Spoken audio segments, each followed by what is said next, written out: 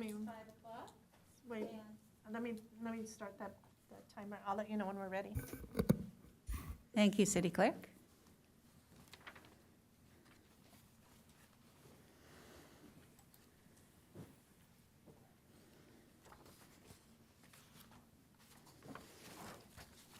Okay, we are ready when you are.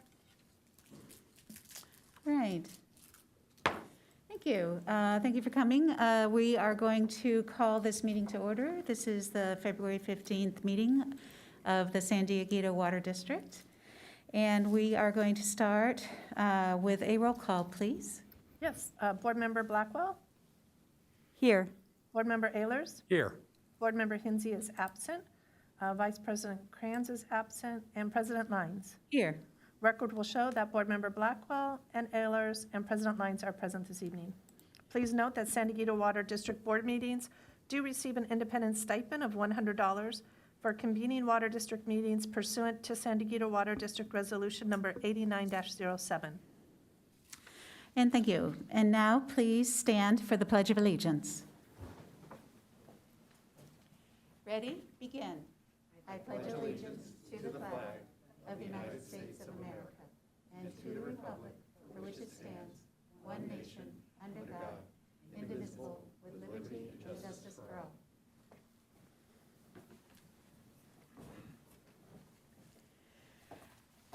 Today, we don't have any special presentations and proclamations. Item 5, are there any oral communications? No, there are not. Thank you. We did not hold a closed session, so there's no report from closed session.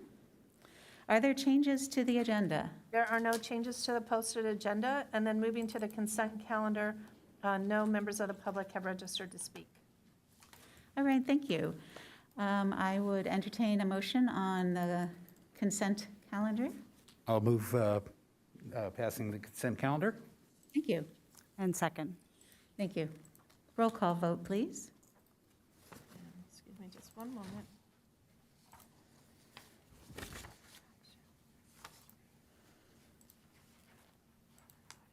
Board Member Blackwell? Has voted yes. Board Member Ehlers? Yes. Voted yes. And President Lines? Yes. Motion carries with Board Members Blackwell, Ehlers, and Lines voting yes, and Board Member Hinsey and Vice President Kranz absent.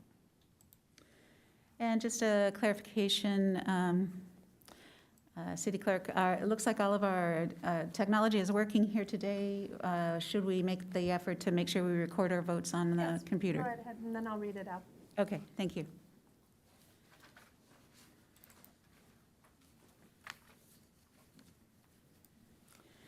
Item 10A is the consideration of the opportunity to sign an advocacy agency 1 Water North San Diego project.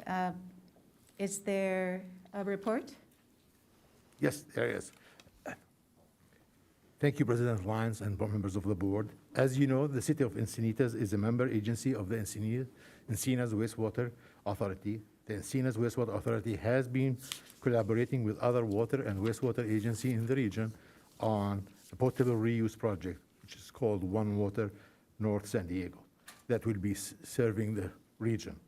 Encinitas General Manager Scott McLelland is here tonight to provide the board with an update about the project and to request the board to consider signing on as an advocacy agency. Scott?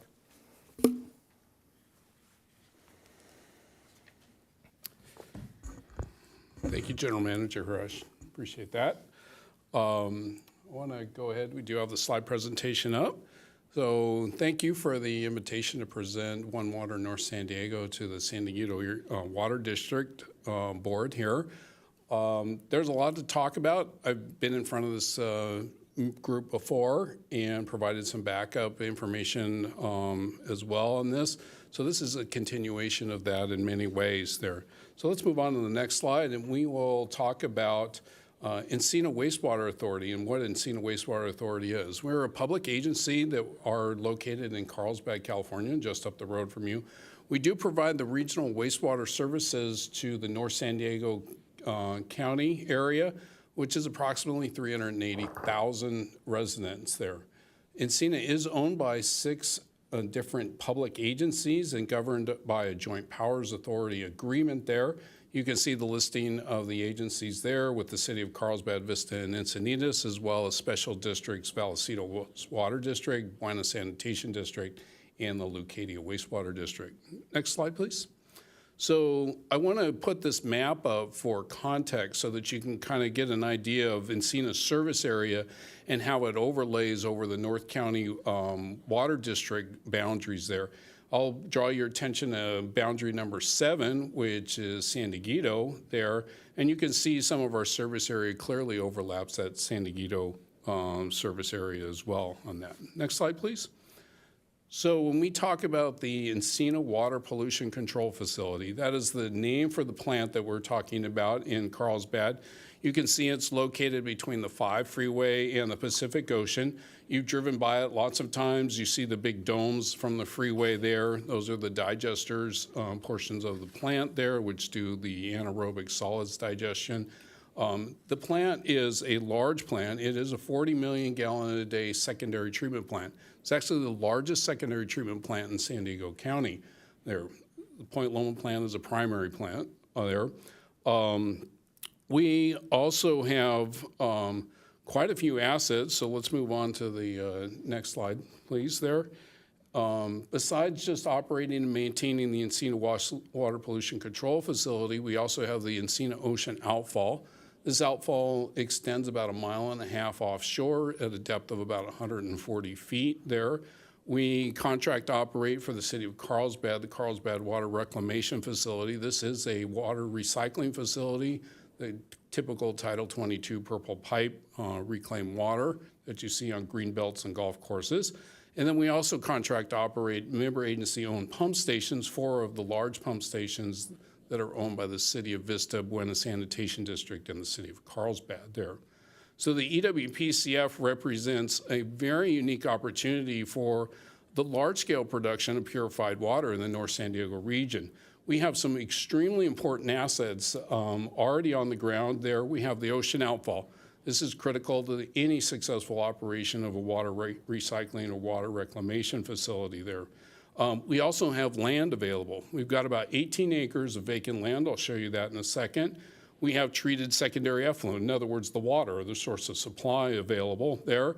And we also have technically capable staff. We have a full engineering department. We've got operators that run those facilities that I mentioned earlier, as well as maintenance staff on staff as well. So next slide, please. So when we look at the situation about here and now, so why is now important there? We're really here today because North County needs this project, and the time to move forward is really now. We need to begin the planning process.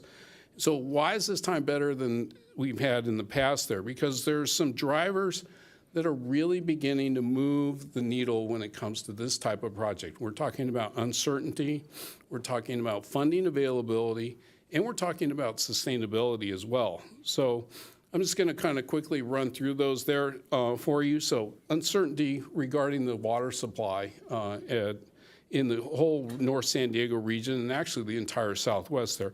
I don't need to tell you about all the headlines about, okay, is there enough water? The Colorado River's at the lowest point, in decades and forever, actually. So we know that the water supply picture is a little precarious here right now. When we talk about funding, we have seen funding now like we've never seen it before for projects of this type. We're talking about the Inflation Reduction Act there, where massive, massive spending bills that are coming out of not only the U.S. Congress, but also the state of California as well, to fund water supply projects. They recognize that there is a water supply issue associated with not just the Southwest, but the entire United States there. But the key for this is that we must work together as an entire group of North County, of San Diego area. This way we can leverage this extremely large population base and create that new water supply that the North San Diego and San Diego region really needs there.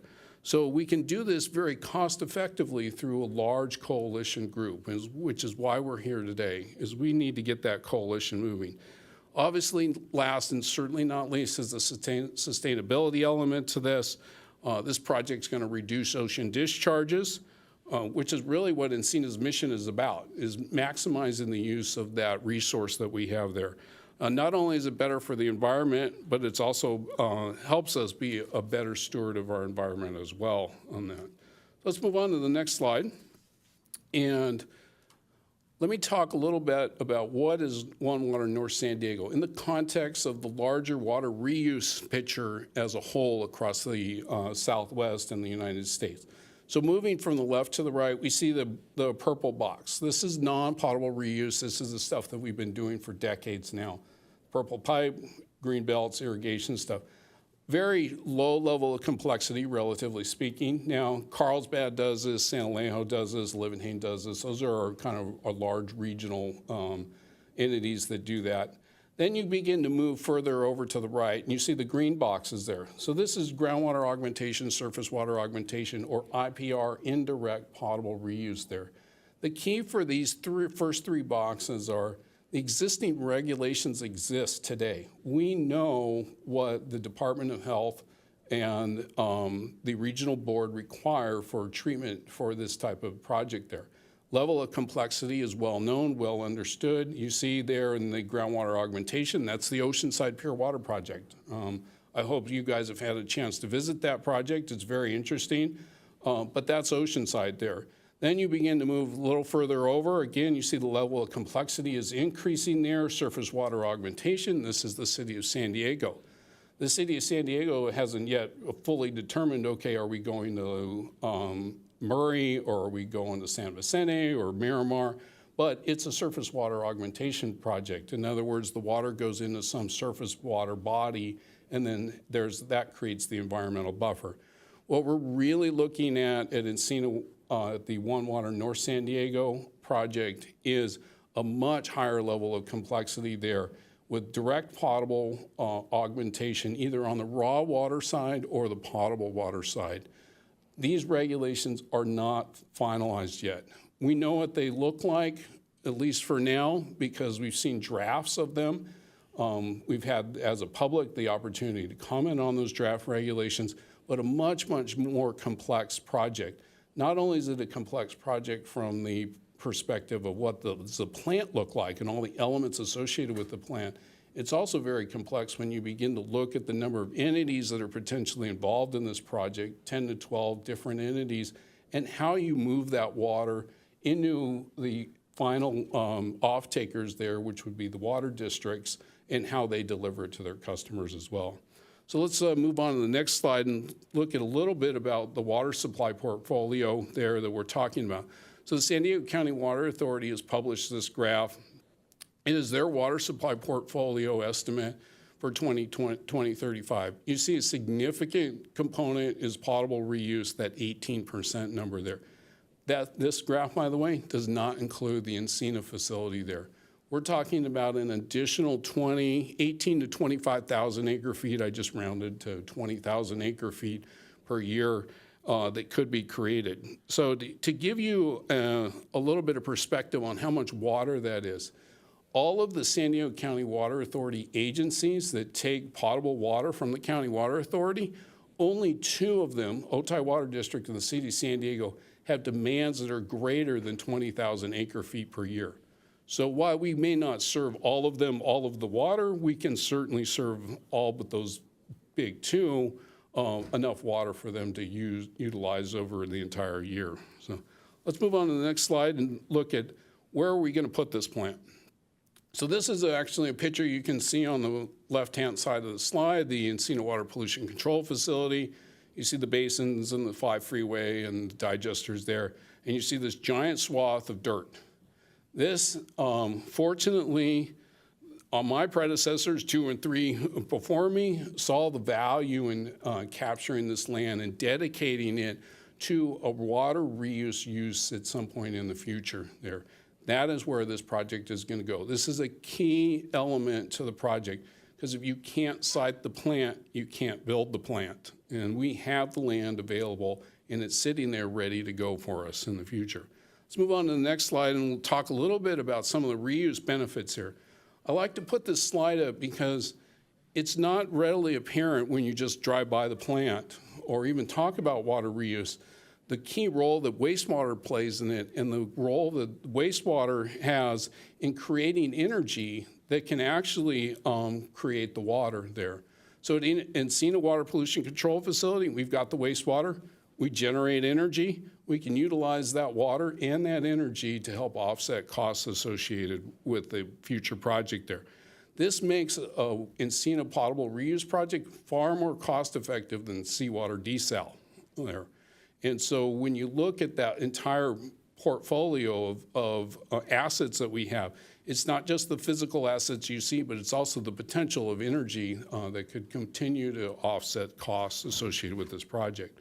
So let's move on to the next slide and look at some of the water reuse benefits associated with the wastewater side of things. We see reduced ocean discharges. We begin to position ourselves for future regulatory requirements in the form of nutrient removal. It's very consistent with all of the regional goals that you see in public government right now. Climate action plans are all looking for water purification, water reuse, and this is all consistent with that. Moving on to the next slide, we have the water reuse project benefits as a water supply agency would see them. So again, it addresses that sustainability metric. It provides resiliency for water supply within the region. So a locally controlled water supply that can be managed locally and delivered locally. It can address water efficiency regulations because we know that by recycling the water, that's less water that's actually going out to waste there.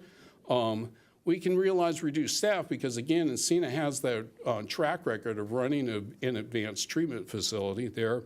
Very cost competitive, as I've talked about with desalination.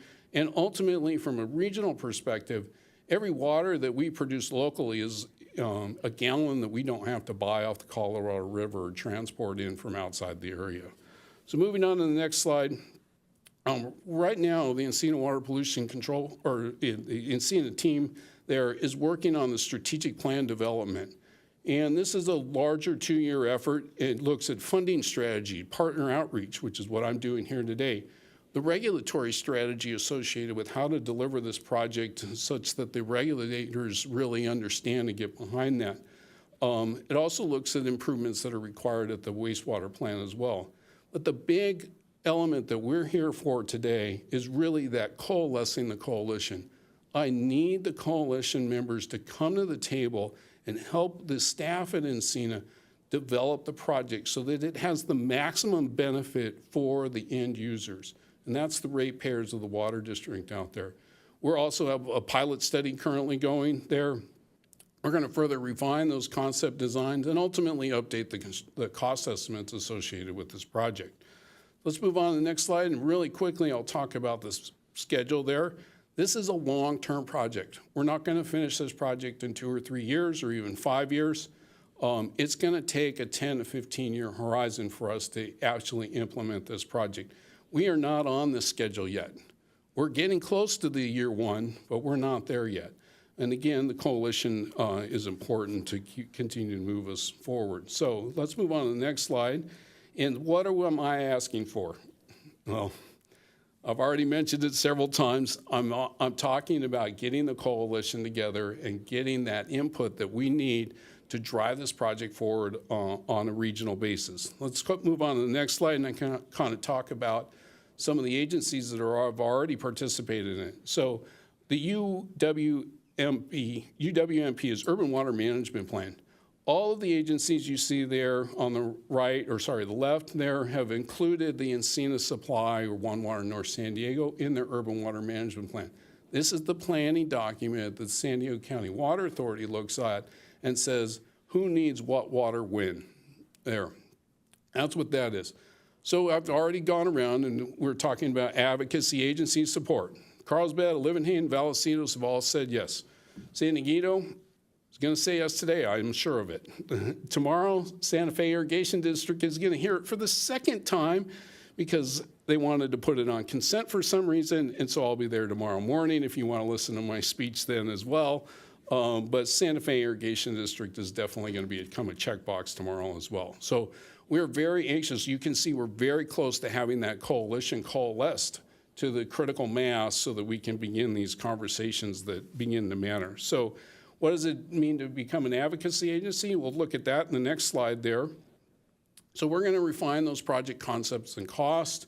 We're going to review outreach material. We're going to request that you as an advocacy agency solicit additional regional partners and be a voice for Encina at the San Diego County Water Authority, at other institutions that you may be part of there. We'll engage in those discussions of institutional arrangements. How does the off-takers and the coalition begin to come together and create that entity that's necessary for the ultimate financing of this project? Ultimately, yes, there will be financial participation from the off-takers, but we're several years away from that at this point. We've got to do that strategic plan. We've got to finish up the pilot stuff. The Encina board has already covered the cost for that. So we're in good shape for for a while there. So look at the next slide. We can see some of the next steps in there. Again, we're going to be talking about project concepts. We're going to update the designs and the cost estimates associated with it, and that'll get us to the end of that strategic plan. That is really our near-term goal with this project. So with that, I'll have the next slide. Thank you for your consideration, and I'll be happy to answer any questions that you can have. Well, thank you very much, General Manager McClellan. Yes, Councilmember Ehlers, you have a question? Yeah, could you go back to the energy cycle there? And I'm just curious, you're generating the energy. What percentage do you anticipate if you went all in 10 years, 15 years from now? How much of the energy that you generate from your digesters, what percentage is that energize your current operation? And what would it do in the future? Would you be self-sufficient? Is there that much energy in the digester process? As much as I would like to say we could generate enough power out of organic waste, high-strength waste, even digester or natural municipal solids waste to power the entire both processes, I don't think that's possible. I think we can get to about 30% power offset. But when you begin looking at what the fundamental cost is to operate these plants, it's power. Everything is about power on these plants because you got to pump the water once you get it to the plant. You got to pump it away from the plant. You got to use power to disinfect things. You got to use power to drive it through the membranes, and so it's power, power, power. And so that 30% is a pretty significant number. Yeah. Oh yeah. And you made a comparison to desalinization. I can't speak with this. Desalinization. What's the energy comparison of what you anticipate for this process to produce, 1 million gallons versus like a desal, which is also highly energy? Yeah, the desal plants are much more energy intensive, and I talk about that, a little bit to people that when you look at desal, it's about pressure. Desal facilities run at about 600 psi. This facility is going to run at about 100 psi. So about 1/6 of the power consumption that a desal facility has. Okay. So. And you mentioned Encina has an outfall. Are you the only agency on that? You own that outfall, and is there any other wastewater going through that? I don't share the outfall with anybody. Sorry. And then your chart with the supporting agency, or your checkmark one with aren't there more agencies that are members of Encina, and do you not anticipate them being part of the advocacy group? And if so, how does that, what's the math there? Why not everybody? So when you look at the equation, if you will, for water reuse, there's two sides of the equation. There's a supply side and the consumption side of the equation. When I talk about advocacy agency, I'm talking about the consumption side, the off-takers of that. The Encina Wastewater Authority and its member agencies via their board have all voted every single time unanimously to continue to fund this project and move it forward. So by default, the other 5 agencies or 6 agencies, depending on how you want to look at it, are already committed to this project there. Then we do have some duplicates, for instance, Carlsbad and Valesinos. They're on both sides of the equation. That'll be interesting to see how they manage that, but I'll let them worry about that part. So. Thank you very much. I see no other speakers. I would just like to add some comments because I'm a real advocate of the pure water and purified water, and I'm really proud of Encina's going in this direction, and I think that you're approaching it very prudently and learning lessons from how things have gone before with other efforts like this in our community. So what I think is really important is for us to be here really early on, and you presented that in your presentation. I appreciate that. Not only us, but everyone else who would be an end user and would have some skin in this game ultimately, to be able to really craft something that's suitable right up front. So I think this is a real positive move in the right direction for our San Diego Water District. But if there's a motion? Well, I was going to say, do we have public comments? Thank you. No, we do not. Okay. Just check. Thank you, Councilmember So Ayers. I'll move approval of the request to support the advocacy. I'll second that. Okay, and we'll vote.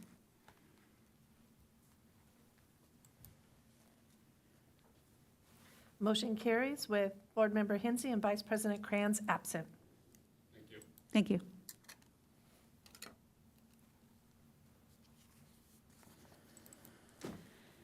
Moving on to item 11. It's an informational item, and it is Lake Hodges Informational Update Report, and our contact person is our Senior Civil Engineer Olson.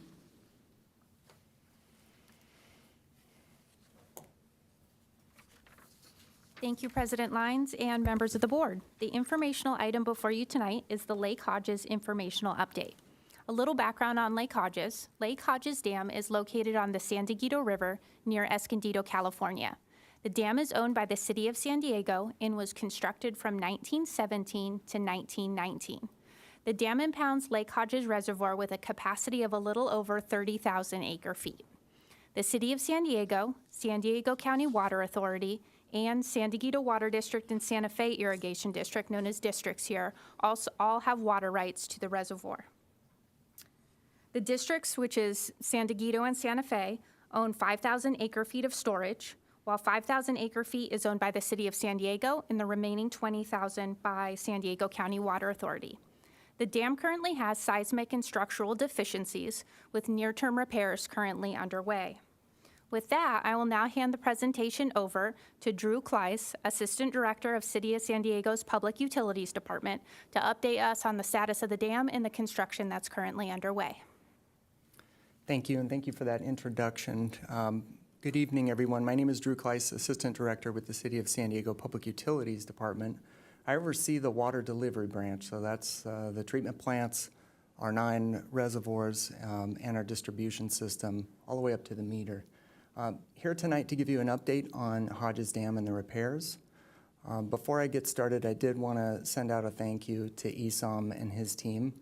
This is a group effort, as was touched on, and it's the daily operations and discussions on long-term planning that are critical, and we appreciate that partnership. There's 2 things that you're going to hear threaded through the presentation today. First, our commitment to dam safety. There's some information that about state efforts and our efforts on dam safety. Second is the importance and our commitment to investing in infrastructure, and specifically our water infrastructure. Hodges Dam has treated us well for many years. It's time to keep maintaining that dam, but also replace that dam. Next slide, please. The items I'll cover today, first, just the near-term repairs that we're doing right now. We'll also cover some recent analysis, analyzing the consequences if a dam failure occurred, no matter how unlikely. And then we'll touch on briefly our efforts to replace Hodges Dam. Next slide, please. A little bit of background on the city's dam safety program. As I mentioned, the State Division of Safety of Dams, they lead dam safety for the state of California. And the city really ramped up efforts around 2016. And that started with a comprehensive condition assessment of all 9 dams in the city's portfolio. Those are multi-year efforts. We're working on all 9 dams. On Hodges Dam, that effort concluded in 2020. That condition assessment was completed and identified really two key conclusions. One, there's near-term repairs that need to be done. We'll cover those today. And second, it's time to replace the dam. It's time to start planning for an effort to replace it. In part to ramp up and meet that effort among the other dams, the city expanded the dam safety team. These are 7 staff that do nothing but dam safety. They're not operators. They're not engineers managing capital projects. They do nothing but dam safety. And they've been working hard on a number of efforts. In 2020, they initiated planning to replace Hodges Dam. That's condition assessments, geotechnical work. In 2021, they initiated the near-term repairs. That's what we're talking about today. Now, things were moving along as planned with those repairs. They were not emergencies initially. But then new concrete defects were found, things that we didn't know about. They were below the water's surface. And in response to that, we initiated emergency repairs of those defects, and that also spooled up and accelerated our initiation of the design of the dam replacement project. Next slide, please. You're going to hear this theme threaded throughout about moving quickly when needed and when we identify things. So this emergency repair is an example of that. We're about 2/3 complete. Most of the repairs are done up to elevation 300. It's really just above elevation 300 where there's repairs that remain. We are on schedule with the contractor with this last round of repairs to complete work in April. We anticipate being done in April. Our current estimated cost, total cost, including soft cost, is $14.3 million. That includes the design work, construction, as well as staff time to manage all of this effort. Next slide, please. The next couple slides give you just some information about how it looks out there in the field. You can see it's critical that the contractor has hands on the work. They can actually touch and work on the repairs. They've got a rappelling system with a structure on the left, and then they also have platforms that they've built that float on top of the water on the right, and that's so they can get as close as possible to the repairs. Next slide, please. Here's an up-close of the repair process, typical repair process.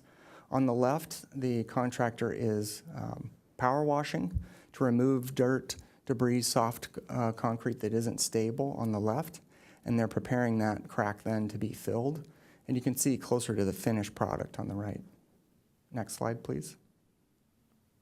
Okay, so we had initiated an emergency repair. We're working on those repairs, and it was during the repair process when power washing, a new defect opened up. A piece of concrete essentially fell through. You can see on the photo here, this was a 2-foot by 4-foot hole that was created during that prep work. And so in response to that, the Division of Safety of Dams, or DSOD, required the city to do 2 things. Primarily first, we had been operating at a higher water level to facilitate the repairs. We needed to reduce that water level down to 275 by November 30th of this last year. And we also had to undertake the consequence analysis I mentioned earlier to see what a potential dam failure would do if we had a catastrophic event, an earthquake essentially. Next slide, please. The objective of the analysis was to determine a water level that minimizes safety risk downstream if a dam failure occurred, even though this was unlikely. And this was simply due to that concrete. We looked at several scenarios and ran models between elevation 275 and 290, assuming the water level was at those different ranges. We did that in 5-foot increments, trying to identify what is the maximum amount of water that could be kept inside the reservoir that if the dam failed would not cause significant safety risk downstream. What the consultant determined is that elevation 280 minimizes that safety risk and is safe to operate. That report was turned in to DSOD the end of December, and they responded with a letter confirming agreement with that analysis and approved a height restriction of 280. This is 5 feet higher than the temporary height restriction they had put in place earlier in 2022. Next slide, please. Another aspect to talk about here while we're doing these repairs is what are we doing from an operations standpoint to reduce the safety risk. Two key things. First is reducing the water level to elevation 280. That reduces significantly the amount of pressure on the dam itself, and also completing those emergency repairs. That's the primary focus. But staff is also performing weekly inspections and sometimes more frequently than that with DSOD, just to make sure things are okay. I'm happy to report that so far with these repairs, we're seeing significant reduced flow of water from the cracks in the dam. Next slide, please. Okay, in addition and in parallel to that effort, I touched on the dam replacement and the need for that. This is a high priority and something that we initiated after the new information was found during the repair project. And what was selected was a roller compacted concrete dam. This dam is similar to the San Vicente design. It provides the longest life and the lowest amount of risk of having issues during construction so that we can minimize the chance of extended delays during construction. This would be a new dam downstream of the existing dam. Next slide, please. In terms of schedule, Hodges Dam and its replacement is our top priority. That's our #1 focus for our dam safety team. We've been expediting work, initiating the planning studies needed for the design. We've already eliminated 2 years from the schedule. An example of that, instead of waiting to initiate the environmental process, the CEQA process, at 30% design, we're doing that at 10% design, pulling it forward. We're continuing to look for opportunities to shear more time off of that schedule in coordination with ESOM staff and members of the other water districts. The preliminary cost estimate is unchanged from prior estimates that have been shared at $275 million. That is subject to change as we move through the design. The city is actively pursuing both state and federal grant financing opportunities, FEMA funding opportunities, and others. And similar to the Pure Water project, the city successfully identified and secured funding and financing for that. We're taking a similar approach to the Hodges Dam replacement. That concludes the information I had to share today. Again, thank you for a few minutes. I would be happy to answer any questions. Thank you. Well, thank you, Mr. Klees. Did I pronounce that right? Twice. Klees. And do we have any questions from the City Council?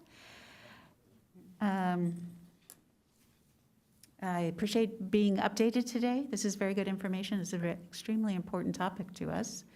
And I appreciate that our staff has facilitated bringing this forward. Sounds good. Thank We'll you. accept this as an informational item. Thank you. Thank you. City Clerk, were there any public comments on that? No, there item? were not. Okay, that's what I was thinking. We're now at item 12, board member reports pursuant to AB 1234. Are there any? Seeing none. General information, staff status reports. General Manager Rich. Thank you, President Lyons. I just want to welcome our new board member, Blackwell, to the San Diego Water District family, and we're looking forward to working with her. That concludes my report. Thank you very much. With that, we will adjourn the San Diego Water District meeting. Thank you so much. Wow.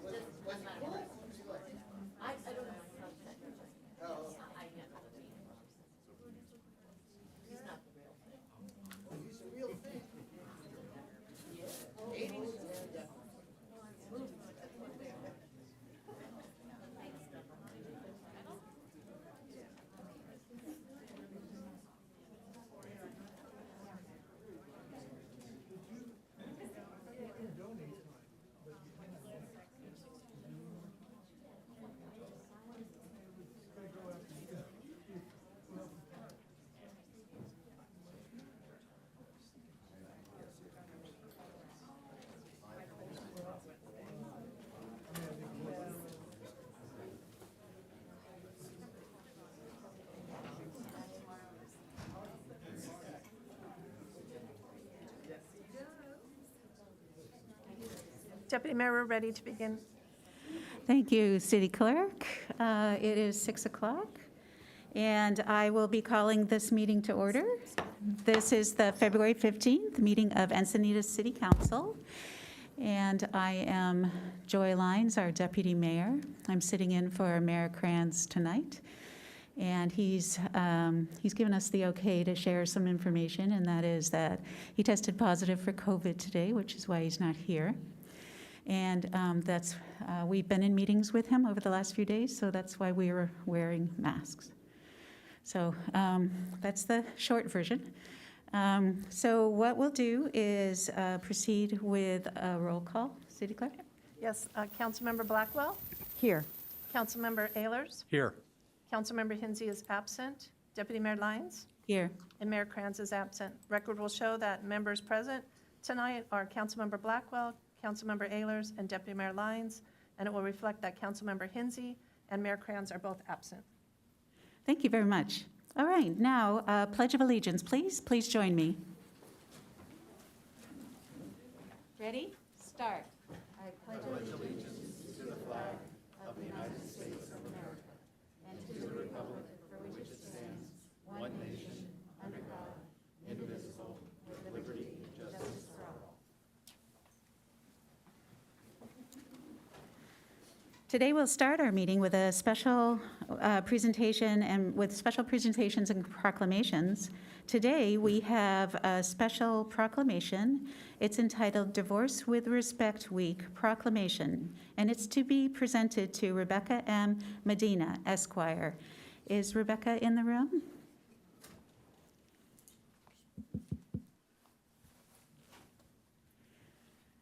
And not seeing her here. What I'll do is I'll go ahead and read the proclamation, and then we'll make sure that it's delivered to Rebecca.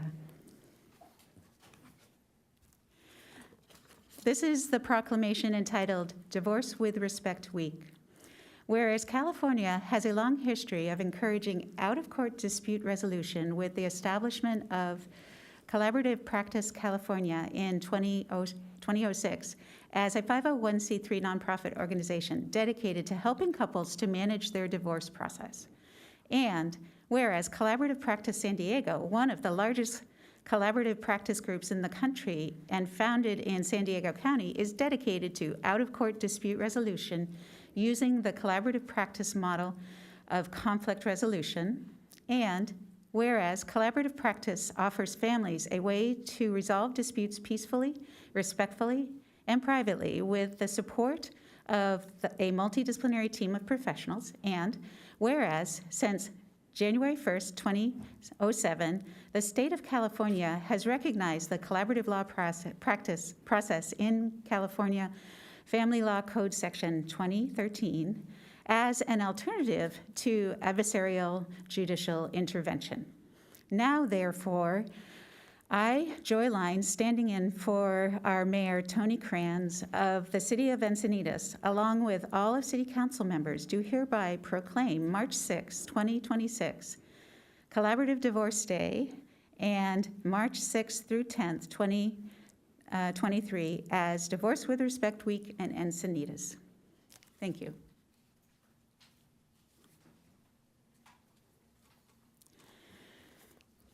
And we'll proceed to our oral communications. City Clerk? Yes, Deputy Mayor, we do have several, and just a reminder to the public, oral communications are for those items that are not listed on the agenda. Each speaker will have 3 minutes. I'll call them 3 at a time. Mark Wilcox, Raul Villamar, followed by Vanessa Forsyth.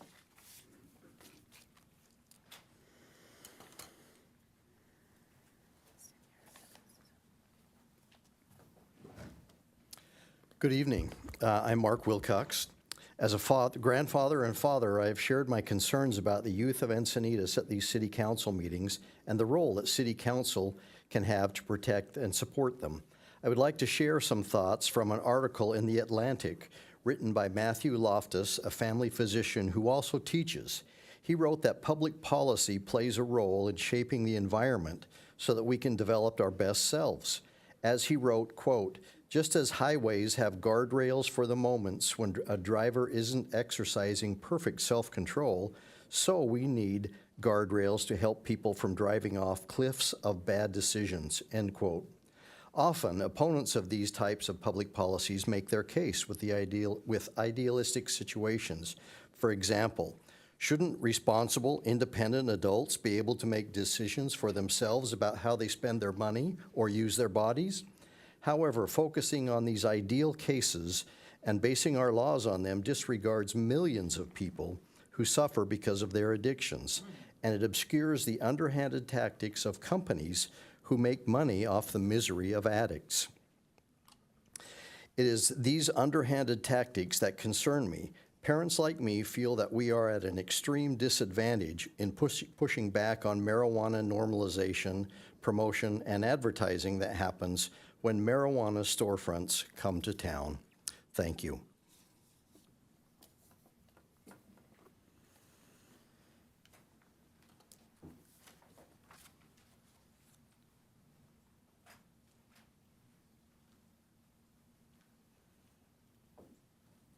My name is Raul Villamor. I was here last week when we talked about the parking down in the center of Encinitas. There was an article in the newspaper about from Mrs. Barbara Henry saying that there was a barber downtown that said they wanted more parking. Now, we want our parking back. Everybody seems to be parking in our lot. We have 6 lots, 1 handicap. Everybody seems to come in, park in our lot, and leave. Okay, I told them that I was going to tow them. They get mad at me and they cuss me out, and we have words. Now, around the corner, you have parking lot. There's Moto Pizza. They don't have tables outside, but they have 7 spaces they're taking up. Down the block, they don't open till they open early in the morning. They close early in the afternoon. And the other ones open late in the afternoon and stay open till night. I drove by this morning and this afternoon. Nobody was using the parking outside. They're all inside because it's too cold for them. Okay, I'm starting a petition going with all the merchants, and I've had plenty of them that are going to be coming to the meetings, and to talk about it, because we want our parking back. Okay, I've been there for 43 years. My dad opened the shop in 1980. The bookstore next door has been there for 25 years. The coin shop's been there for over 50 years. The Thrifty Threads has been there over 60 years. And we don't, everything is about the restaurants, the breweries, everybody's drinking, either eating or like that, but they don't come out. I've asked them to come out, you folks to come out and talk to us. We're still waiting. It's been about a year.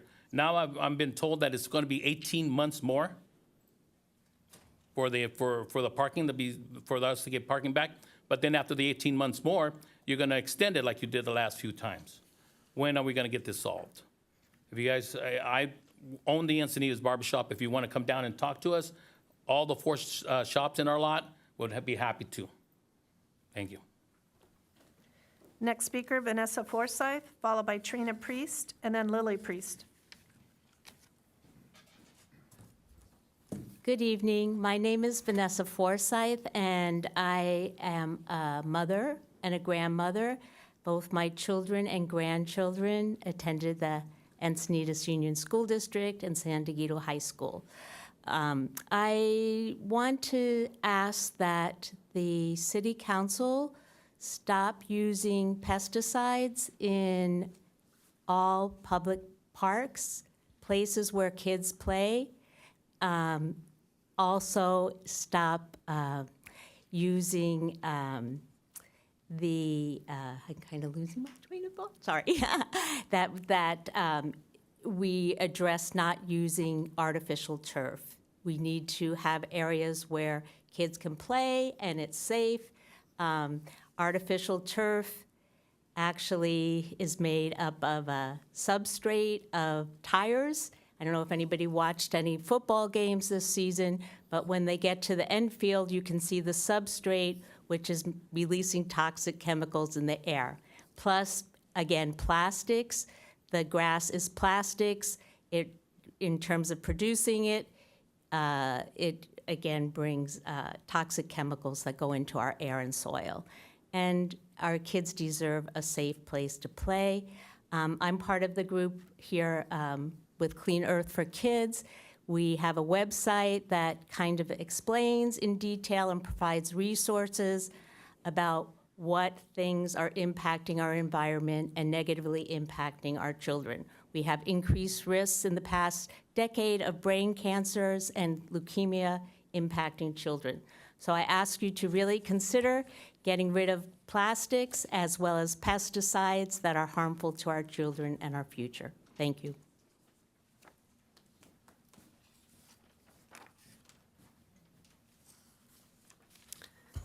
Good evening, Encinitas City Council. I am a middle school educator and parent of 3 teens, and I recognize how valuable good choice making is during the teen years. I have spoken here at the Encinitas City Council in the past months regarding my concern for the high THC concentrated marijuana products that will be sold in our Encinitas storefronts. These edibles and vapes are the primary choice of youth for consuming marijuana. New state law SB 793 Prop 31 from the November ballot went into effect. It prohibited the sale of most flavored tobacco products. Now, California Department of Cannabis Control, the DCC, also prohibits the sale of all flavored smoked or vaped cannabis products. Along with new changes, the DCC has cautioned marijuana storefronts to avoid advertising or marketing that utilizes these flavors in its promotional materials. It is important to remember that flavored marijuana and tobacco products are the predominant choice of these 2 young smokers and vapors. I came tonight to remind the city and the sheriff of city codes enforcement that the Department of Cannabis Control has no compliance personnel, so compliance will be strictly the responsibility of our city. Also, I cannot stay to participate in the agenda item 10A, banning smoking in public places, but I would like to add my support as a parent and an educator for this ordinance. I see the proposed ordinance as another common sense way to support the young people of Encinitas by reducing their exposure to outdoor smoke and vape contamination. I value an ordinance like this one that demonstrates how wise public policies can enhance good health and encourage cleaner environments. Thank you. Next speaker is Lily Priest, followed by Jeremy Cron, and then Suzanne Hume. Hello, City Council members. My name is Lily, and I'm a high school senior. I play lacrosse and field hockey, and I'm currently the captain of my school's field hockey team. Being athletic and healthy is very important to me. I've been encouraged to come tonight to share with you some of the challenges many of my peers and teammates experience every day. As a senior in high school, we experience a lot of anxiety and stress about our futures. Our school districts are aware of the mental health struggles of its students and have been providing workshops to assist. One of the most recent workshops was included 5 young men from New Life House, a sober living facility. They told of their experience of homelessness and how they ended up on the streets after several years of drug abuse. Each young man stated that they started their drug addiction in their early teens while using pot. These young men saved their own lives by getting the help they needed and are now educating other young people. Encinitas students need clear messages that pot use and other drug use is not a short-term answer to stress or depression. With pot shops opening in town, I hope the City Council will find a way to educate youth. I would also like to say that I think a ban on smoking and vaping in public places would be great. No one likes to smell smoke and see cigarette butts on the sidewalk. Thank you for your time.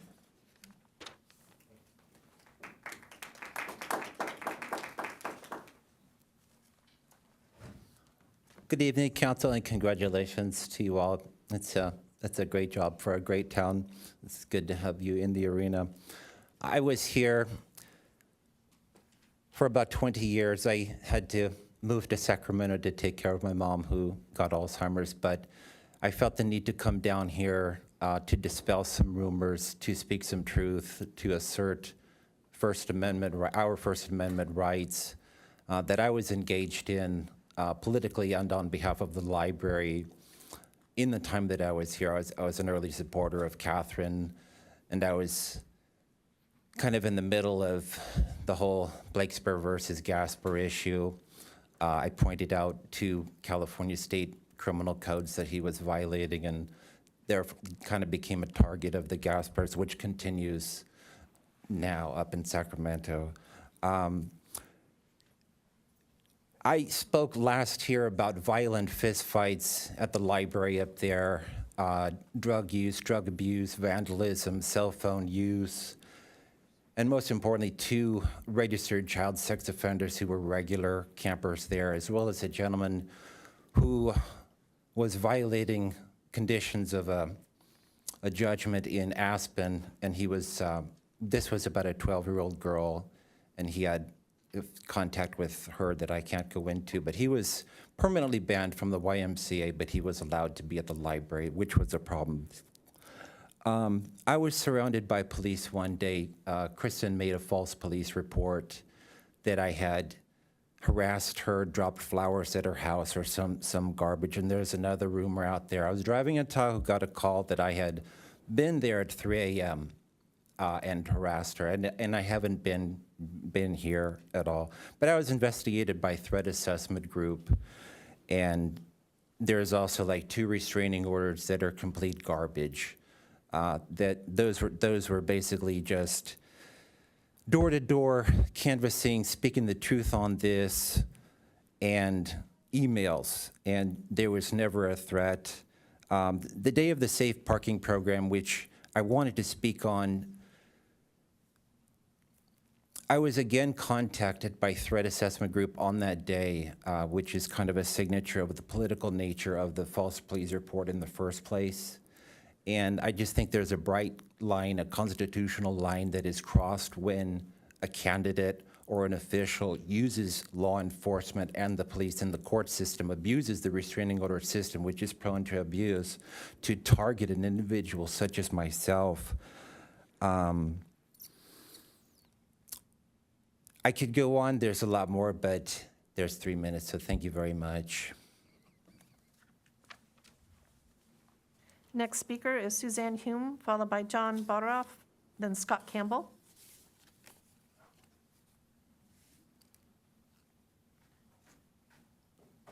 Hi, and good evening. Thank you so much for all the important work you do.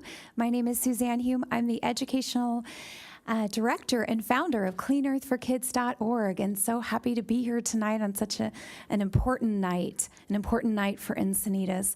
Encinitas has shown great leadership in many, many ways for many, many years. So we need to catch up on clean air. So we all need clean air to breathe, and there are some very simple things that Encinitas can do, and we'll speak about that when we speak on the agenda item about the public smoking ban, which Clean Earth for Kids absolutely supports, of course. But also, we need to stop the wood fires at the Moonlight Beach. So did you know that wood smoke is toxic? Most of us don't know that. It emits lead, PAHs, and benzene, toxic chemicals. Did you know that burning 10 pounds of wood in 1 hour creates the same cancer-causing PAHs as 6,000 packs of cigarettes? This is not the Wild West. This is Encinitas, a densely populated area, an area with children, seniors, and families. We all need clean air to breathe. PM 2.5 is emitted. That's deadly. The World Health Organization says there should be 5 or less micrograms per cubic meter of PM 2.5. Obviously, none. You stand next to a wood fire, 1, and what are you going to get? High 100s, 200s of PM 2.5. You've got all of that wood smoke burning over there. So we're talking increasing stillbirth, pre-birth, low birth weight babies. And you can check out our website. You can see Dr. Paul Fowler of Aberdeen. And there are so many studies about why clean air is important for moms, why clean air is important for kids, for seniors, and for all of us. PM 2.5 increases the risk of dementia and Alzheimer's. We need to take this seriously. We cannot do anything that is going to harm our children, the air they breathe, their development, and their future. So we need to we need to take action on this tonight. Also, hey, synthetic turf. Thank you, Vanessa, a nurse, so in the know about these things. Synthetic turf made of toxic chemicals, right? And crumb rubber. It's really a problem. Did you know that the state of Vermont and state of Connecticut are working to ban the installation of synthetic turf, primarily because of PFAS, forever chemicals that never break down? So thank you so much from Clean Earth for Kids. Excited for the progress you'll make, and please stop those pesticides in the parks. Thank you.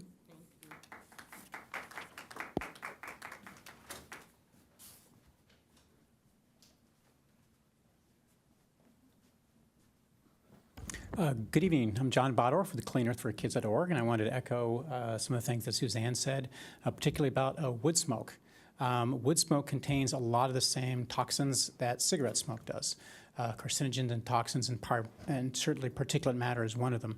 So one of the things that you guys can do, an action you guys can take, is change your building codes, do a REACH code to stop burning fireplaces in new construction. You can also educate the public on, just because they're burning a fire in their house, it's going to go in their neighbor's house. It's going to go down the road. Particulate matter, again, is very, very toxic.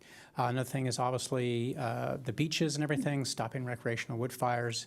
Again, particulate matter especially is incredibly toxic. We've all been exposed to, the wood fires every year. So when your eyes are burning and you're coughing, that's that particulate matter. That's what you're breathing in, and it's very, very toxic. So, please take those actions. And for synthetic turf, artificial grass, is plastic grass. So from a climate change standpoint, plastic emits methane. So not only is it from a climate standpoint increasing plastics, which is a petrochemical, which increases the use of fossil fuels, but just the simple fact of covering acres of healthy soil with plastic grass is highly destructive and very bad for the planet. And when the lifespan of that turf is gone, 7 to 8 years, you're talking over 40,000 pounds of infill alone, let alone the actual plastic carpet. It's not recyclable. There's only one place in the world that can do it, and that's in Europe. They're not going to ship all that stuff over to Europe to do it. So, that's all going to go in the landfill. It's all loaded with toxins, and we need to stop doing it and just stick with natural grass. Just stick with what nature already provided. Thank you so much. Next speaker is Scott Campbell, followed by Naeem Miller, and then Yesenia Hernandez. Okay, let's do a little change of pace here. I actually have a presentation. So I went down to the Kook Run last week, and I had fun. I wasn't in it. I would probably hurt myself if I did it. And it was pretty spectacular. But I asked some people how they got there. They drove. And parking was tight. We've got parking's an issue. It's on the issue tonight. It was on the issue last night. We're kind of bipolar on this issue. We promote these big events that provide a lot of entertainment value and a lot of exposure to the city, but then people have to come from long distances. The people I talked to, they came from Poway and Santee, and they were having a great time, and it was good. So here we are at the finish line, and this runner's coming in at the first place, tied the record. And this next picture, take a close look at the man making sure that we got the right time, making sure everything was legit. Tony was there. And so I ran in and talked to him a little bit last weekend, and I talked to Ms. Blackwell randomly, too, out on the promenade. We need to make a name for that place. I'm claiming it right now. So that's my presentation. But I wanted to talk about a few other things. It's sad to see that there's a COVID crisis, and I hope everybody's well. And this is a little bit of adjustment and serious too. If you need an official testing partner, please contact me, and I could probably set you up. Last week the meeting was really long, and then some of the council members talked about it, and I agree it was really long. Here's a suggestion: put less controversial items on the agenda, and then the meetings will go shorter. I think we're going to come under the half of 30 minutes for this part of it, so I think we're on time so far. I said this last year: too much, too fast, too soon. We got lots more things to go, so let's cut this short. Thank you.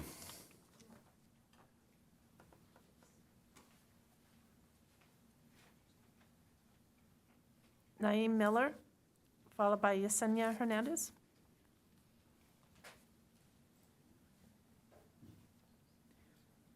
Hello, my name is Naeem Miller. I'm with Clean Earth for Kids and NAACP. Pesticides can lead to short-term and long-term memory loss. Pesticides can also weaken the immune system, which protects the body from diseases. Pesticides are linked to a range of serious illnesses and diseases, from lung problems to cancer. With this in mind, pesticides can also affect animals as well. While a lot of us eat meat, that could mean that we are all getting sick. And since there are kids playing outside, it can weaken their immune system while they are still also growing. Thank you.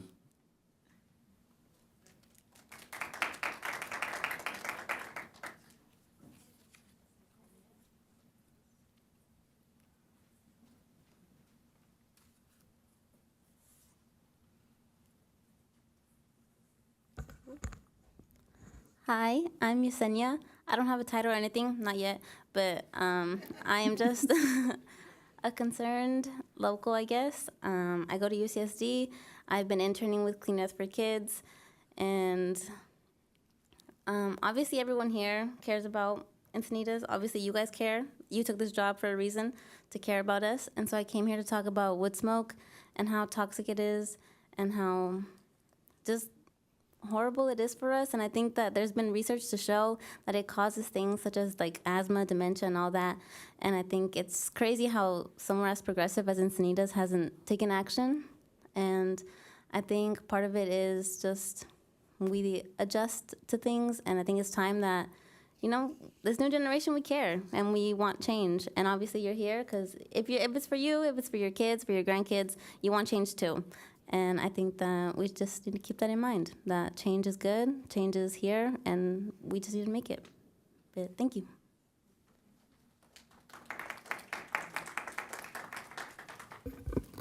That does conclude public speakers under oral communication. Great. Thank you so much, everyone, for your comments. Appreciate those. Our next item is report from closed session, and we did not hold a closed session today, so there's no report. And item number 7, changes to the agenda. Could we address those changes Yes, again? Deputy Mayor, changes to the posted agenda. Item 10B, which is the Via Molina area permit parking request, and item 12A, which is the council initiated item. Both items have been continued to next week's city council meeting, February 22nd. And then moving to the consent calendar, we do have a member of the public has removed item 8D. Okay, thank you very much. So 8D is fiscal year 2022-23 mid-year operating budget status report. Do I have a motion on the remainder of the consent calendar? I'll move approval of the remainder of the consent calendar, everything except 8B as in boy. I second. Second. Okay, thank you. So the motion is, Can I just clarify, are you pulling 8B? No. The item pulled by the public's 8D as in Oh, dog. 8D? Oh, I thought you Yes. said B. Sorry. Well, that's why I said boy. Yeah. So, okay. Then let me amend that motion to be everything except 8D as in dog. There we go. I second that. thank you for the clarification. Let's take that to vote. And the motion carries with Councilmember Hensy and Mayor Kranz absent. And now we'll go to item 8D. And our contact person is Finance Manager Sanderson. Would you provide us with a staff report? Good evening, Honorable Deputy Mayor and council members. The item before you is the fiscal year 23 mid-year operating budget status report and proposed budget amendments. The purpose of this report is to update council on the current year operating budget and submit proposed recommendations for additional appropriations. After 6 months of activity, fiscal 23 revenues are expected to exceed estimates by year end, and budgeted expenditures are anticipated to be less than budgeted. Staff has proposed mid-year budget adjustments for all funds that will increase estimated revenue by $1.7 million, increase budgeted expenditures by $3.4 million, and increase budgeted interfund transfers for a $0.1 million favorable impact to operating funds and a $0.3 million reduction in capital funds. If City Council approves the proposed mid-year adjustments, the unassigned general fund balance available for council appropriation is projected at $2.5 million. And we're happy to answer any additional questions or pull items from the agenda report if you have any. Thank you very much. Is there a public speaker Yes, on this? Donna Westbrook. Okay.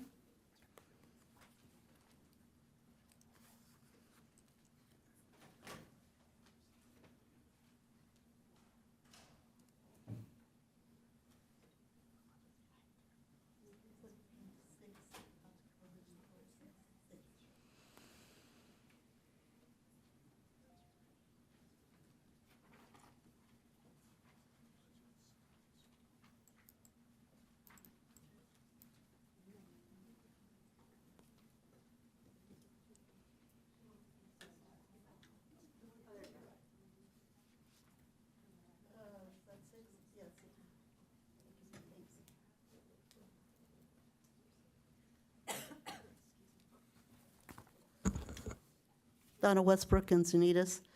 I looked at this on page 6, which seems a little different. I guess it's in front of here, that you have the total impact, it's all negative. That's used to be in red. So it would be all of those would be in red. My question is, why are you approving this? You've got a total impact of what you have in revenue and expenses at the first for the general fund, and you show a total impact of a negative. So it means you're in the red. You keep going down, every time you see the parenthesis, you're in the red. Keep going down, it's in the red. Keep going down, it's in the red.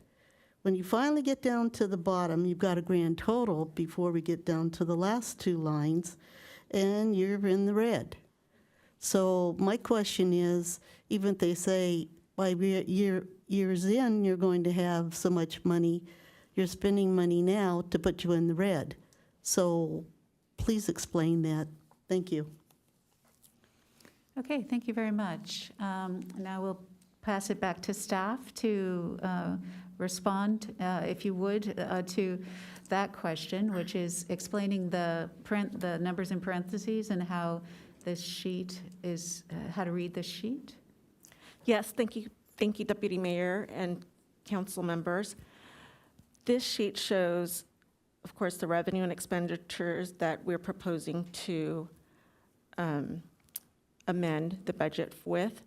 And what you'll note is what we're listing are the different funds that are there. So the first fund, the general fund, is what we usually come to you and talk to you about, since that's our main operating fund.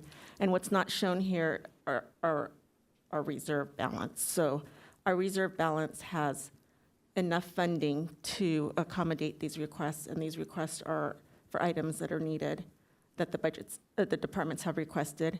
Now, the other funds that are here are the ones starting with the 200 series are special revenue funds. They have their own funding source. The CIP has funding. And then the other departments are the CSD, ESD, and then our wastewater, which all have their own funding source. So just because we're amending the budget does not mean that we're going in the red. That would be a structural deficit, and we have never had that in the city. Thank you. Are there any questions from council members? Councilmember Ehlers. And so I really appreciate the report. What I understood out of this report is that this is the mid-year budget, like 6 months into a one-year budget. You looked at our burn rate on all the funds, and we are actually doing great. We're ahead in revenues, behind on expenditures, and you gave reasons in the report. I thought it was great, by fund, by activity. And so this additional, page 6 and I think page 16 for the general fund isolated show the incremental change or the additional money we're spending out of the general fund or out of the individual funds. But if you read through the whole report and the whole financials, it shows that at no time do we go over budget. And in fact, the money coming in is coming in faster than expected for halfway through a year, and the money going out is actually going out more slowly. So there is actually still reserve, as you said. So I really appreciate the historical perspective you had in here, and I forget the page number, but you showed the year over year of where we were running for what, 4 years or 5 years past, and it shows that we're actually running ahead compared to even the most recent 3 or 4 years. And I really like this page and page 16 that isolates on the general fund changes. So good job. I thought it was a very thorough financial report. So. Thank you. All right, And thank you. I'll move approval of item 8D. Thank you. Is there a second? I'll second. Okay, let's vote. Motion carries unanimously with Hinsey and Kranz absent.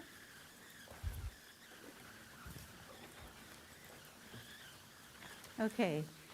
And our first action item is item 10, and this is a public hearing. I will follow specific procedures to open this hearing. Let's see,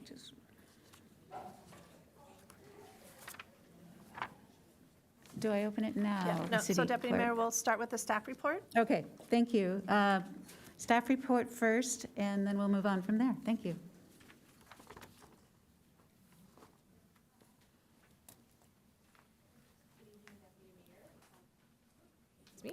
Good evening, Deputy Mayor and council members. This is item 10A, which is an introduction of ordinance number 2023-02, establishing a citywide smoking ban.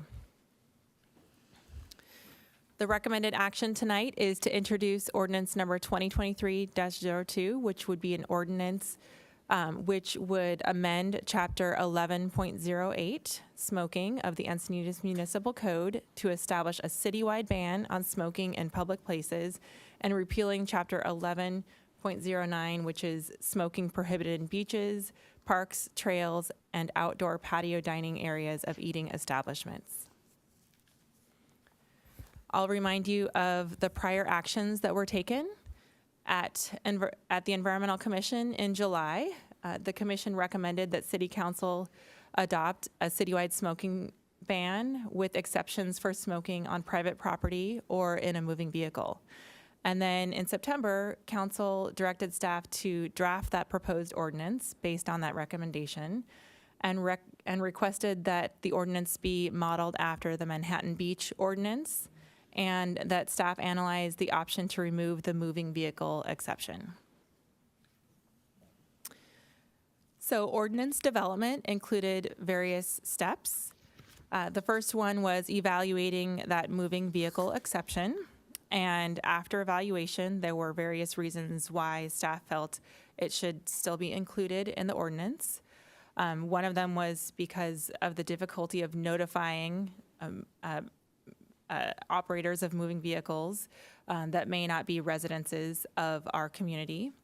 Secondly, the difficulty of apprehending a potential vehicle operator that is smoking. That would be challenging. And then third, we actually do have code requirements regarding litter that would apply to any cigarette butts or other smoking paraphernalia that would be potentially deposited out of the vehicle, and those codes could be used to enforce upon that action.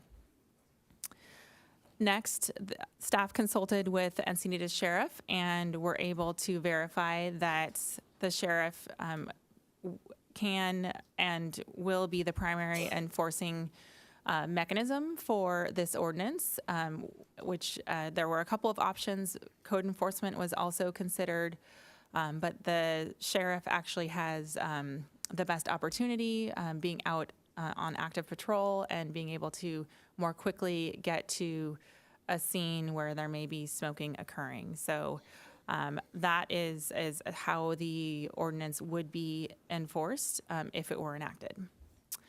Additionally, staff consulted with the Main Street Associations to bring awareness about this potential ordinance, and also consulted with members and supporters of the San Diego Alliance for Drug-Free Youth. A public meeting was held at City Hall once a draft ordinance was prepared for the public to review and provide comments. The public comment opportunity was held between December 20th and January 9th, and the comments that were received during that period are included in the staff report. So I'll go over the ordinance and what's included. So the purpose of the ordinance is to protect the coastal environment from hazardous and toxic plastic pollution, which includes cigarette butts and vape cartridges, and then secondarily to improve and protect public health. The ordinance defines what smoking is and includes in that definition tobacco, cannabis, and includes various types of or ways to ingest those materials, including traditional cigarettes, electronic cigarettes, and vaping devices. So the ordinance would prohibit smoking in all public places, in places of employment, and in any area within 20 feet of a public place, with the exception of private residential property. The ordinance would permit smoking on private property, including private residential property, and up to 20% of guest rooms in any hotel or motel. And then additionally would permit smoking within a motor vehicle that is actively being driven. Finally, the ordinance would require that the disposal of smoking waste be done in a proper waste receptacle. At this point, I wanted to make one clarification that came up since the agenda and the ordinance was posted. So private residences, so I wanted to clarify when a private residence is considered a place of employment. So residences that are subject to state licensing requirements, those are the only types of residences based on how this ordinance describes the definitions that would be considered places of employment and would not allow smoking. So examples of this include childcare facilities and healthcare facilities. So optionally, I'm presenting on this slide tonight a recommended preamble that you could add to your motion that could further clarify what the intent of the ordinance was. So I'll read it out here in case you'd like to add this to your action tonight.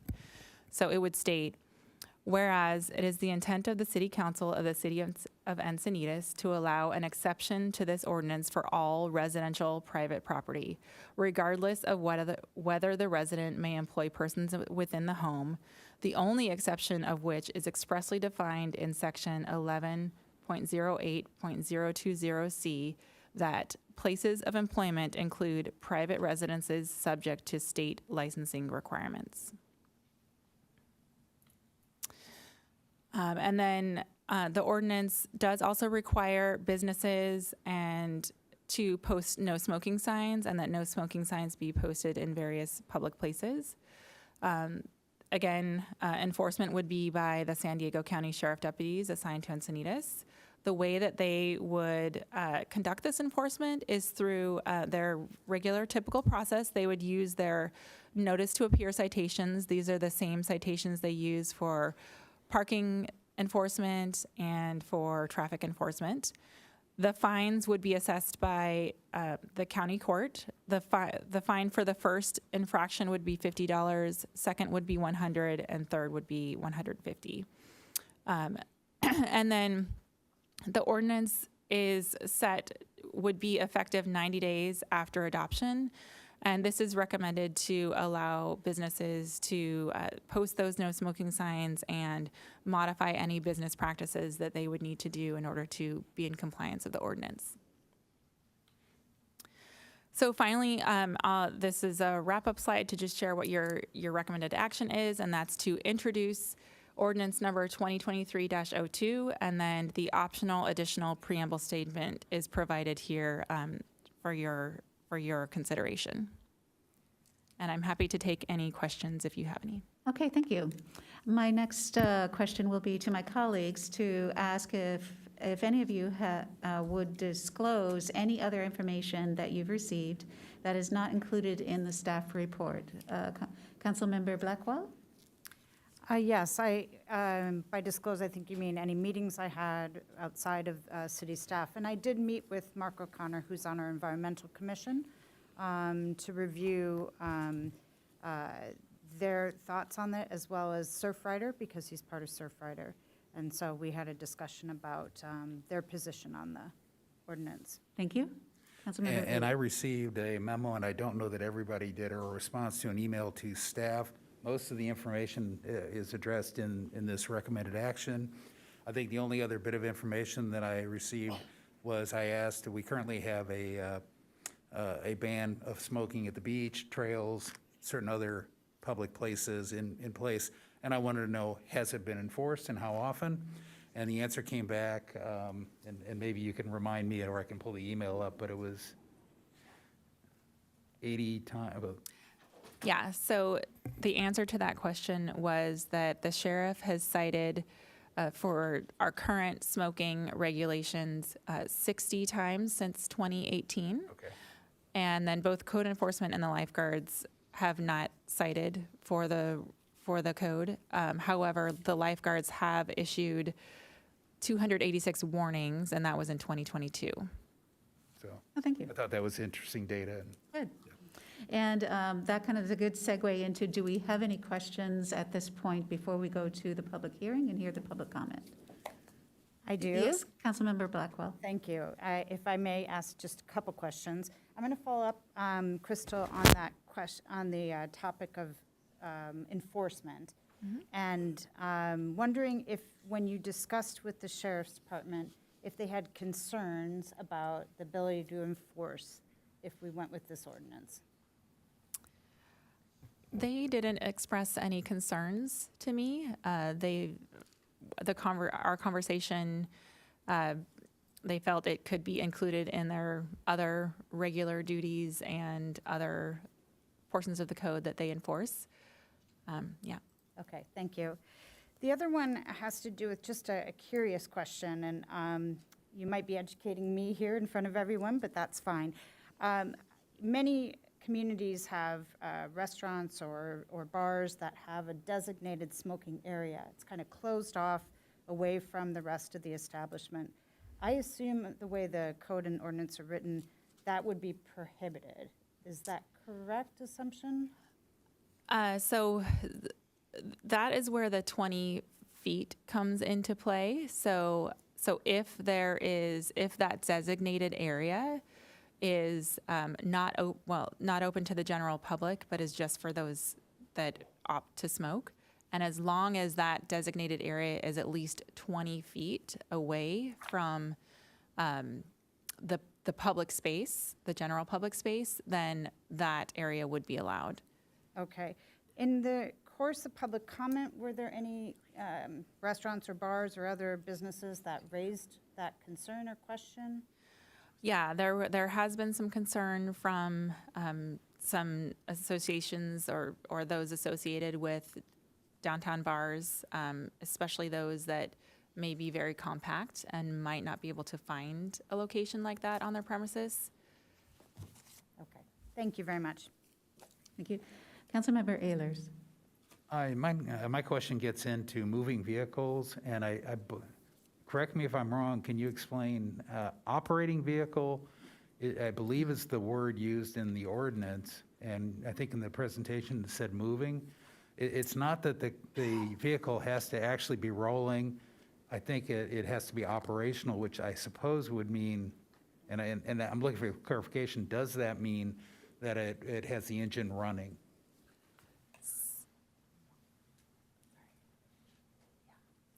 Yeah, so the definition in the code is that the motor vehicle has to be actively being driven. So you're right. What that means is it doesn't actually have to be rolling, but if the engine is on and they're sitting at a stoplight and they're actively driving the vehicle, then it would be exempt. So pulled to the side of the road, engine running would be to a traffic officer, an operating vehicle, or the words you use. So I think that could use clarification in here, so we're very clear about what's legal, what's not. Yeah. So, See if the car is on, then it's actually. Yeah. So if the car is on, then it's actively being driven. I guess if it's, blatantly that they've been, parked on the side for exceeding, like 20 minutes or something like that, I would, I think the officer would have discretion to say, well, it doesn't seem like you've been actively driving. You've been sitting here parked with the engine on. So there is some, discretion and gray area there. okay, we'll discuss it more probably when we get into deliberation, so. Okay. Great, thank you very much. All right, with that then, we're going to open public hearing. And City Clerk? Yes, we do have several. I will call you three at a time. The first speaker is Eli Stern, and he does have a time donation from Stacy Davis. Stacy, are you still here? Stacy? Oh, there you are. Followed by Jim Wong, and then Sarah.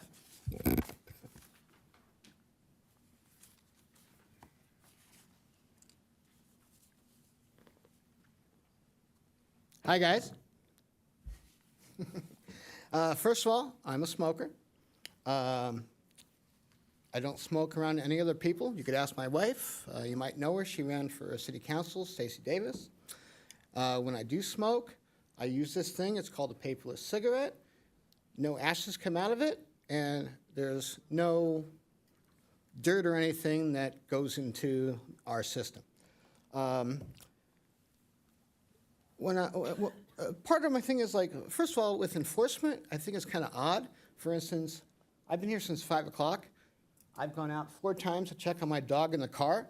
I saw the same guy smoking 3 times in your parking lot here where it's not even legal.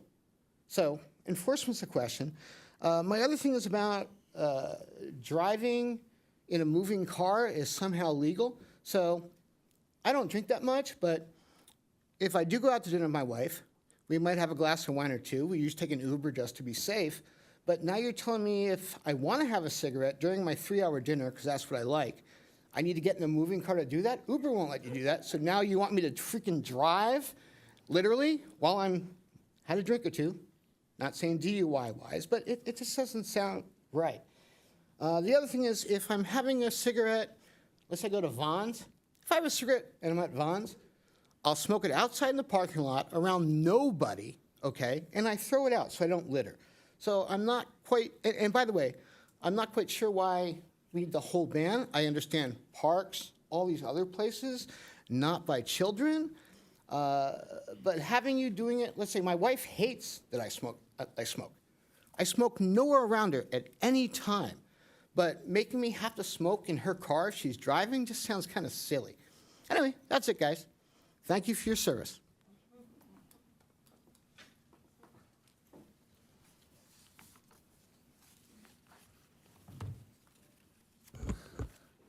Good evening, Deputy Mayor Lyons and Council Members Blackwell and Ehlers. I'm Jim Wong, Cardiff.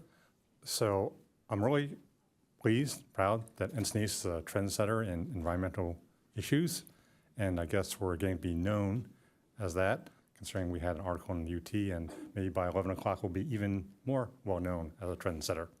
Now, we all know that change is difficult. It's much easier to sit in your hands and let the status quo reign. But fortunately, you guys don't do that. You're willing to step up and be proactive. It's a little easier when the cost-benefit ratio is propitious, as it is with this issue. Now, your ordinance clearly states how all the health hazards, so we don't really need to go over those.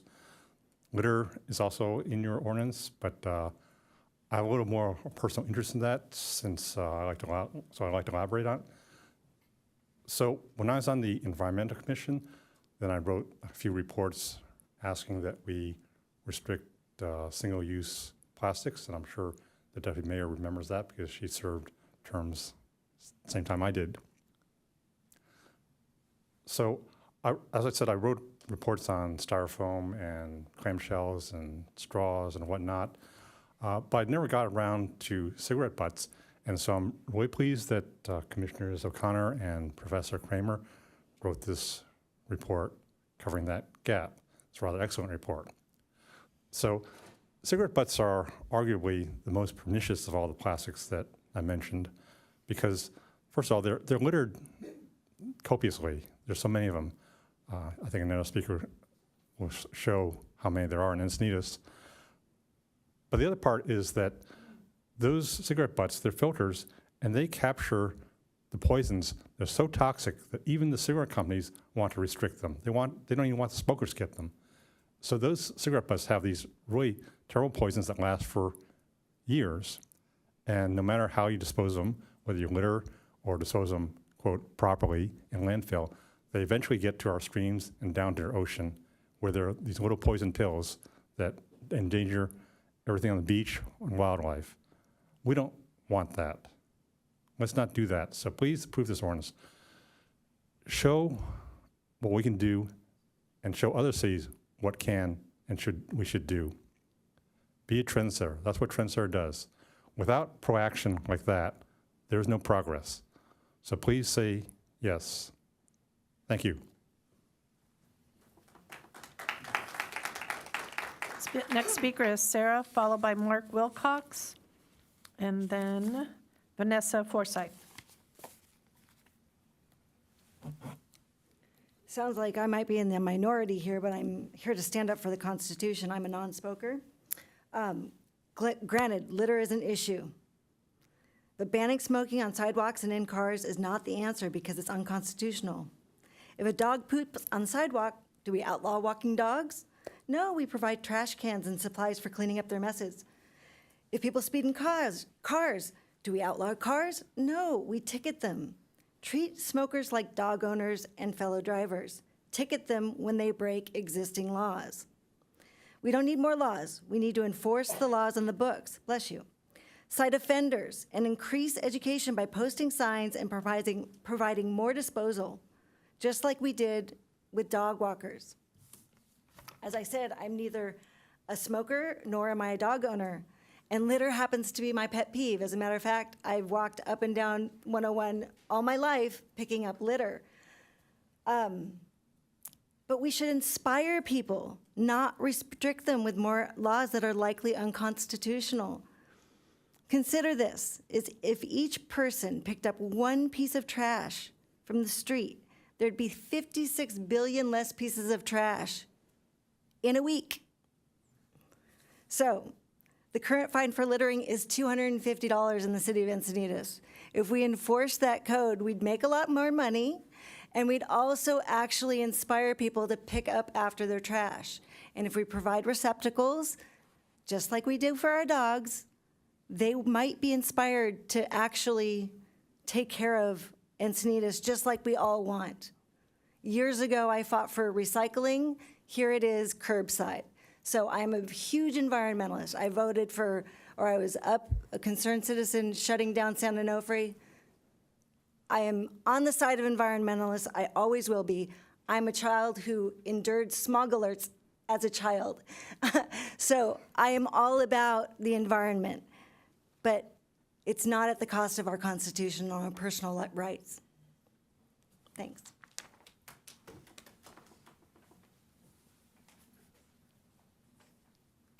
Mark Wilcox. Mark will be followed by Vanessa Forsyth, and then Mitch Silverstein. Good evening again, Mark Wilcox here. I'm a father and grandfather who volunteers for youth programs at my church. I came tonight to support Agenda Item 10A to establish a citywide smoking ban in all public places. As you know, Proposition 31, a retail ban on flavored tobacco products on the November ballot, passed and has gone into effect. Encinitas has been a leader on this issue since it adopted a ban on these flavored tobacco products 2 years ago, and then the state followed suit. Encinitas was a leader when adopted smoke-free outdoor dining in 10 years ago. All the coastal cities followed. And the city educated the community through media, news alert, and a walking campaign to visit all the restaurants and bars. Now I applaud Encinitas for also planning a 3-month campaign to educate the community regarding this new ordinance. And as adults, we will be modeling our respect for our environment by decreasing tobacco and marijuana vape and smoking product debris around town. We also will be illustrating a reverence for Encinitas coastal neighborhoods that bear the consequences of cigarette butts, vaping debris, and other forms of tobacco products that enter our gutters, waste systems, into our streams and oceans, contaminating beaches and waterways, and injuring marine life. We look forward to the protection this ordinance will provide. Clean air, clean waterways, clean oceans. A ban on public smoking is a great public health policy whose time has come. Thank you for your good work in moving this forward.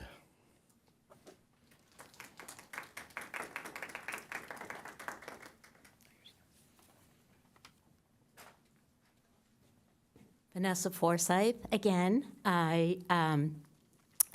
In what was presented today, definitely in support of this ordinance.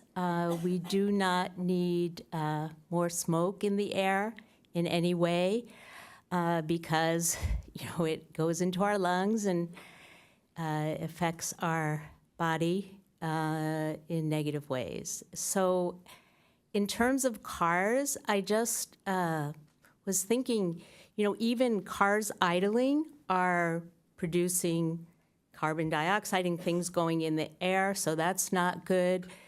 Maybe we can, if not say that they can't smoke in their cars while they're driving through, we can promote signage that indicates that in the city of Encinitas, that smoking in your car is not okay because we are a smoke-free environment. And I realize that, enforcement is an issue. There's also, so much that we're doing in terms of, littering, but I don't see how also 20 feet distance in a compact environment where, some people are supposed to be smoke-free are not going to be impacted by those who are smoking 20 feet away. I can tell you that when I was pregnant and in a bar, I definitely felt the cigar smoke from the person 20 feet away, and I was concerned for how that was impacting me, as I think others would be. So definitely in support of this ordinance and appreciate that Encinitas keeps trying to do better. As was pointed out, if we don't make change, change will happen anyways, and we want to impact positive change for our children and the environment. Thank you.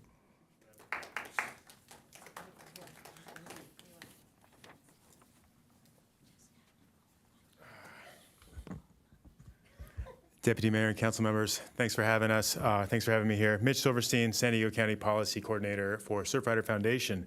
Our mission is to protect and enjoy the world's ocean waves and beaches for all people through a powerful activist network.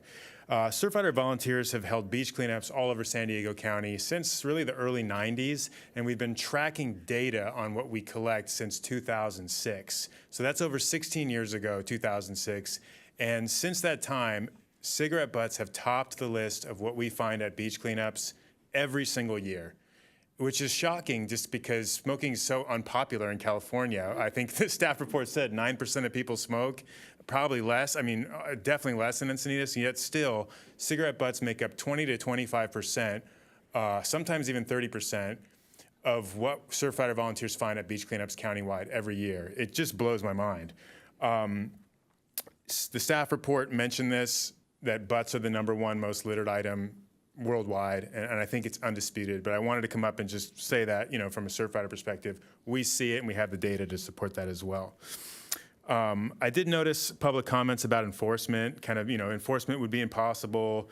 And I think it's important to remember that no law is 100% enforced. Do we get a speeding ticket every time we speed? Not like I've ever sped in my life, but you don't get a speeding ticket every time you speed, yet the fact that it's illegal and you may get a ticket has a preventative effect. Less people speed because of it.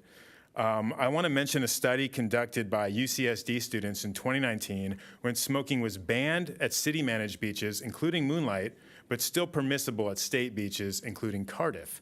They did controlled cigarette butt cleanups at comparable beaches with and without smoking bans, including Moonlight and Cardiff, and found that beaches where smoking was banned had 10 times less tobacco product waste. They found 10 times less butts despite almost zero enforcement of these bans, just some signage and some awareness from beachgoers. So even with zero enforcement, I still think this has a positive effect. The results of that study show that really a smoking ban anywhere will reduce the associated tobacco product waste. This is notable because cigarette butts reach our ocean and beaches from all over the county via storm drains, rivers, and creeks. Upstream Encinitas is no exception, as evidenced by, I forgot to bring that up, one sec.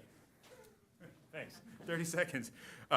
As evidenced by over 2,000 cigarette butts collected by Surfrider volunteer and Environmental Commissioner Mark O'Connor, not on our beaches, just along the main drag, no pun intended, the main drag of Highway 101 here in Encinitas.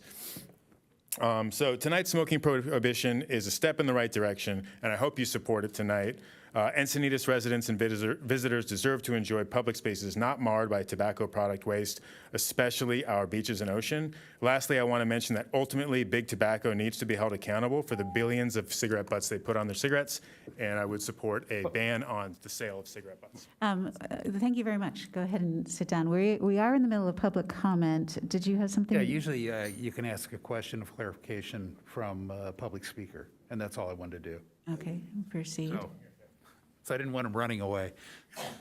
I think you answered your question. You said it so fast. The data, you said there was a 2019, it was a study, right? Yes. And they went back how far into? They did not go back. They did the study kind of over a year or so, or maybe it was like over a semester basically of a period, and they did control studies. Moonlight and Cardiff State Beach were the beaches here in Encinitas that they compared as two high-use beaches, one with a smoking ban, which was Moonlight because it's a city-managed beach, and then one without a smoking ban, which was Cardiff because the statewide beach smoking ban had not been instituted yet. Okay, but it was data taken in 2019. Mm-hmm. Okay, that's what I wanted to know. Thank you. Sure. Next speaker is Nancy Perry Sheridan, followed by Kelly McCormick, and then Suzanne Hume.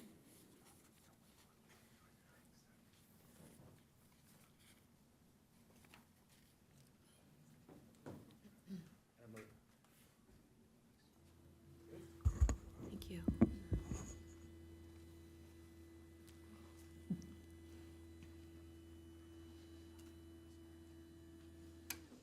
Good evening. My name is Nancy Perry Sheridan. I work as a social worker and with San Diego Alliance for Drug-Free Youth, and I serve as an advisor to the regional youth club called Young Leaders in Healthcare. I'd like to read a letter from students who either reside in or visit Encinitas, and this is in support of 10A, the ban on public smoking. And this was written to all of the council members. It says, "Dear Mayor Krantz and City Council members, as officers of the Young Leaders in Healthcare Club, we would like to share our support for a ban on smoking and vaping in public places. Young Leaders in Healthcare is made up of high school students who are interested in healthcare careers and in learning about public health issues. The club is supported by Scripps Encinitas Hospital and San Diego Alliance for Drug-Free Youth. Approving this ban would make a positive impact in two areas: better public health and a cleaner environment. It is well known that cigarette smoke harms not only the smoker. It also harms those exposed to secondhand smoke, leading to higher rates of cancer, lung infections, asthma attacks, and other life-altering health problems. When people are done smoking, where do those cigarette butts end up? Too often they're dropped on the ground. Cigarette butts and used vape cartridges make our streets look trashy and cause contamination of beaches and waterways. They contain toxic chemicals and plastic parts, which eventually break down into microplastics. These toxins and microplastics are ingested by all kinds of wildlife, including fish, birds, animals, and even humans. A cleaner Encinitas will improve the quality of life and set an excellent example for other cities to follow. And it's signed by students from San Diego Academy High School, the Carlsbad Union High School District, Scripps Ranch, and Westview High School students. Thank you for your consideration, and there is a copy of this letter for you to review at your leisure.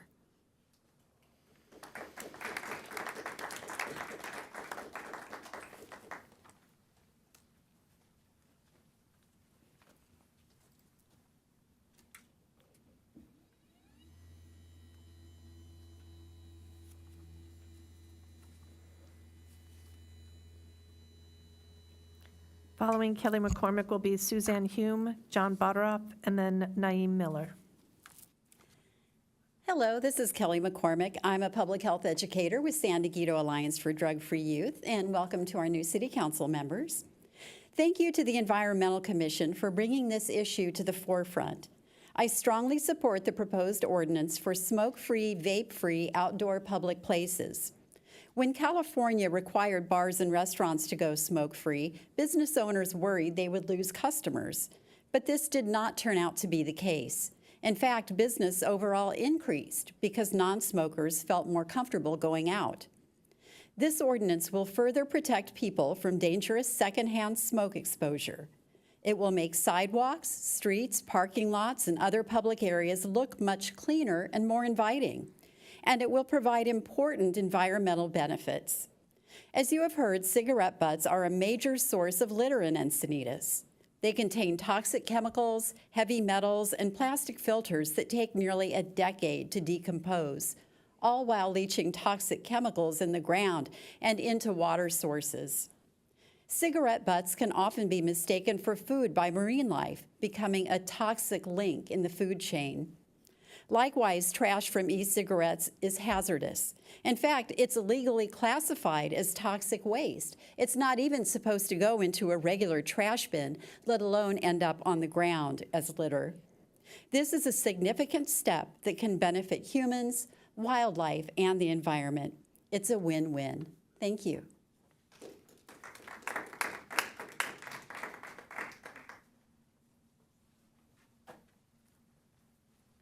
Good evening and thank you. My name is Suzanne Hume. I'm the Educational Director and founder of CleanEarthForKids.org. And Clean Earth for Kids is absolutely in support.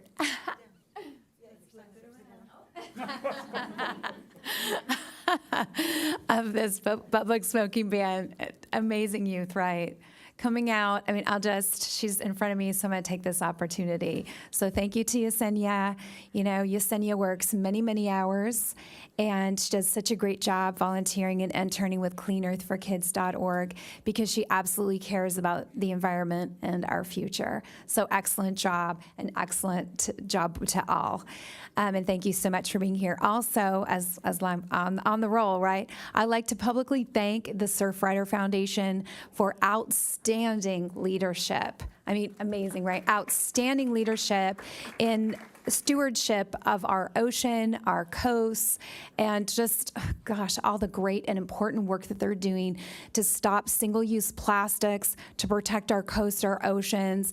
And yes, as Mitch Silverstein said so well, we've got to stop the cigarette butts from littering everywhere, and poisoning our ocean. So one cigarette butt contains enough nicotine to poison a child. So we need to think about that, right? So what's all over the ground, and how is that affecting our kids and wildlife? But also, if you're inhaling smoke, you're inhaling cancer-causing chemicals, and that's not okay. So we need to stand up and protect our kids from toxic smoke and toxic chemicals, and the day to do it is today, right? We need to take a stand, and it may not be popular to some, but this is the action we must take for our children and our future. Thank you very much.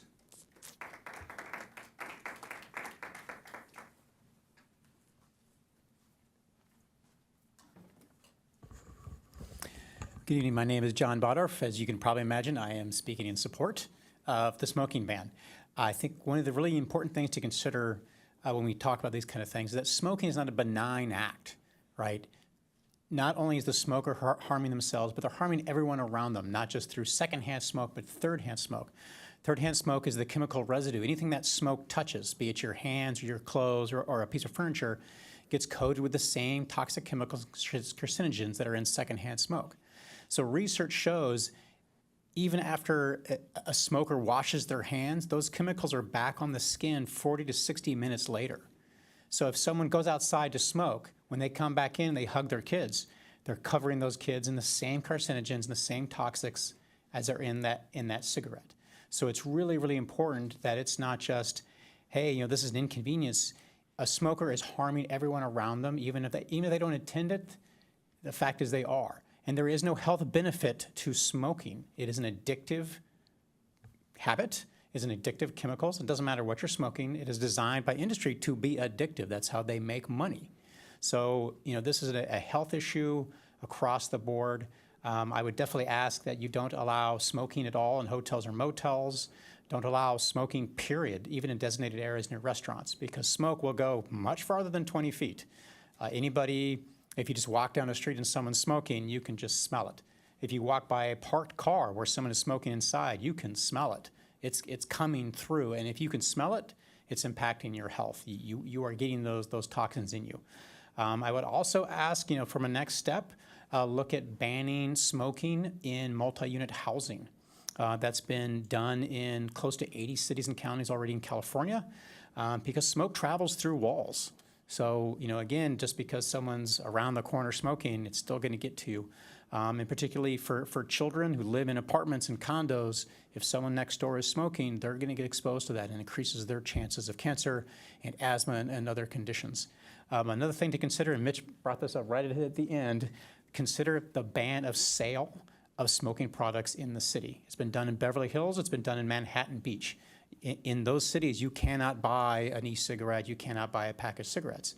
And that makes it, you know, much easier to control. It also means less likely that kids are just going to go in and get a pack of cigarettes. So there's a lot of benefits to it. And, you know, again, there's no health benefit to smoking, period. So please, thank you for tonight, and really look forward to having Encinitas be smoke-free. Thank you.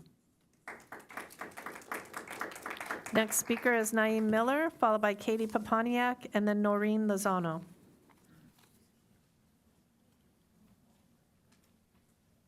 Hello.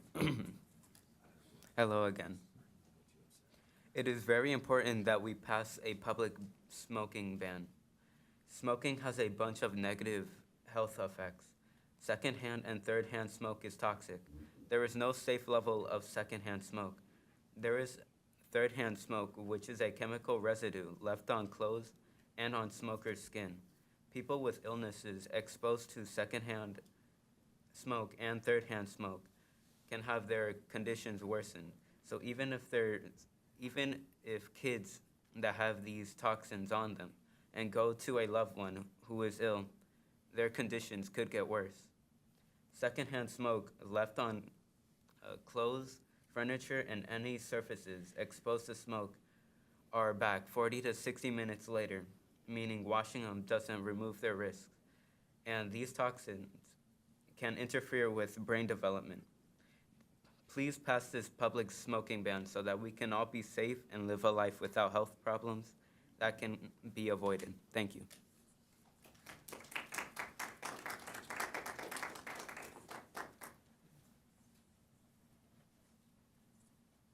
Katie Papaniak?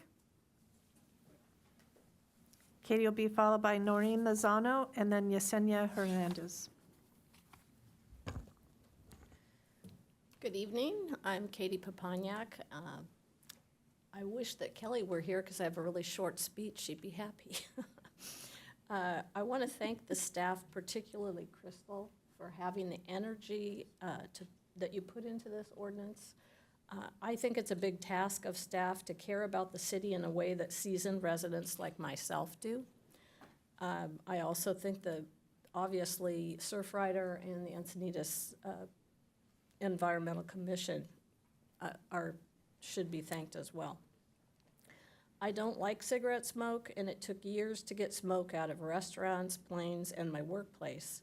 The last time smoking was cool, I was in high school, but I'm not here to judge. I didn't realize the harm to our marine life of the toxic waste in cigarette filters until our Environmental Commission brought this to light. I've been on lots of beach cleanups, and I've seen the butts.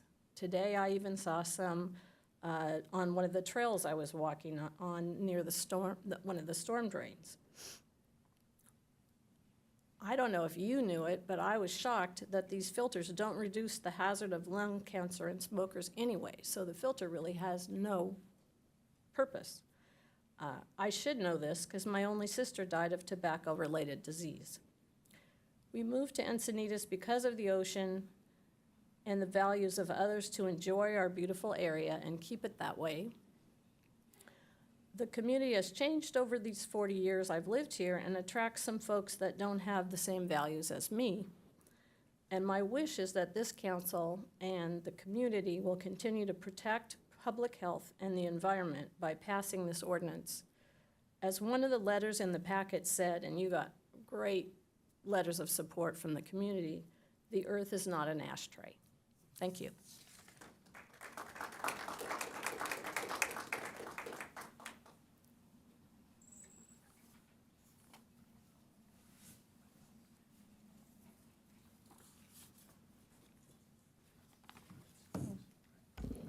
Hi. Hi, my name is Noreen Lozano. I'm also here to advocate for Clean Earth for Kids. I'm here to advocate for the ban of public smoking. There's been research stating that it's affecting our health, and we should try to limit this for everyone and anyone that's around this, even 20 feet away. Thank you, and thank you for hearing me, and thank you for everyone that's supported this. Thank you. Next speaker is Yesenia Hernandez, followed by Peggy Walker, and then Janice Jones. Hi, me again. But hopefully you didn't forget me because I graduate this year, so if you come across my resume, please remember my tenacity, my passion. But enough networking. Enough networking. I'm here to advocate for this because I love Encinitas. I think it is a very family-friendly environment. It's a very family-friendly city. I see myself probably having a family here, retiring here, and I really just want to know that my kids are going to be smoke-free because secondhand smoke, third-hand smoke, that's a thing, and I just really want to know that they're going to be good, they're going to be safe. I want to know that I'm going to be safe, but I just want to know that they really care about people, and so thank you.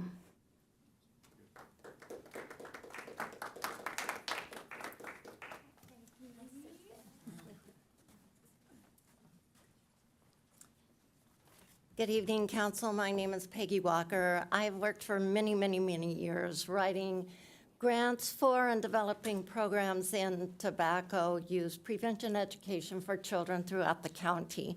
So I want to thank you for your leadership in smoking policy, and I really want to thank the Environmental Commission for bringing this ordinance forward, and a salute to Crystal Nahara for the very detailed work. I know she put a lot of detail into this ordinance. So much has already been said, but I think there are two reasons for passing this ordinance.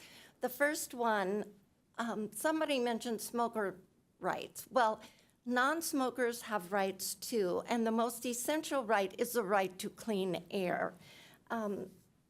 Cigarette smoking is responsible, smoking, for over 480,000 deaths per year in the U.S., including more than 41,000 deaths resulting from secondhand smoke exposure. So this is the reason why that clean air is so important.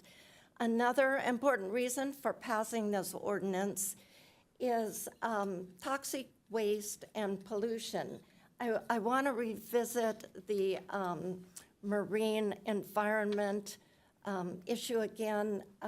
Cigarette filters, our butts, are made of non-biodegradable microplastics and are the largest ocean polluter in the world, as was mentioned.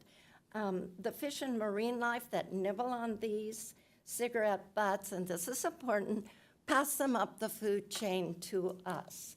So the Journal of Environmental Science and Technology says humans may be consuming up to 50,000 microplastic particles per year or more, or the equivalent of a credit card per week in microplastics. It's pretty disgusting when you think about it.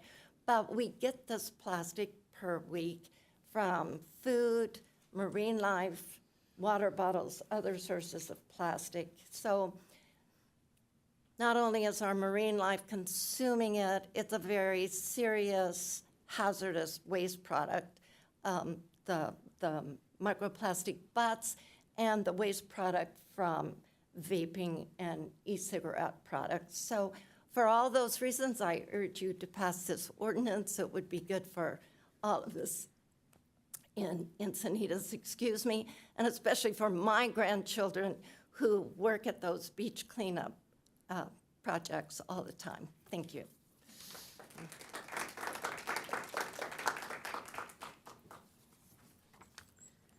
Good evening. Thank you so much for taking this topic on. My name is Janice Jones. I'm an educator in Oceanside Unified School District. I'm an avid beach cleaner, both with Surfrider and in my own time, and I'm a Rise Above Plastics co-lead with the Surfrider Foundation with Environmental Commissioner Mark O'Connor. I don't have anything to add to this conversation that hasn't already been said. All the speakers have been so eloquent on the topic. The staff report is excellent. You have the information, so now it's just time to make the decision. One personal anecdote is when I was a child, my mom was a chain smoker. It affected her health. It affected my health. But I can vividly remember her dropping her cigarette butts on the ground and putting them out with her shoe, and we'd carry on to wherever we were going. She didn't know, I didn't know that there were environmental impacts by her action. If she had known, she wouldn't have quit smoking, but she would have quit dropping the butts on the ground. I'm pretty sure about that because she did care about the environment. However, with that said, research shows, in asking smokers, 75% of smokers admit to littering their cigarette butts. And I think it was 65, they admit to littering 65% of their cigarettes. So even though we know better, people know better, my mom would know better, it's still happening.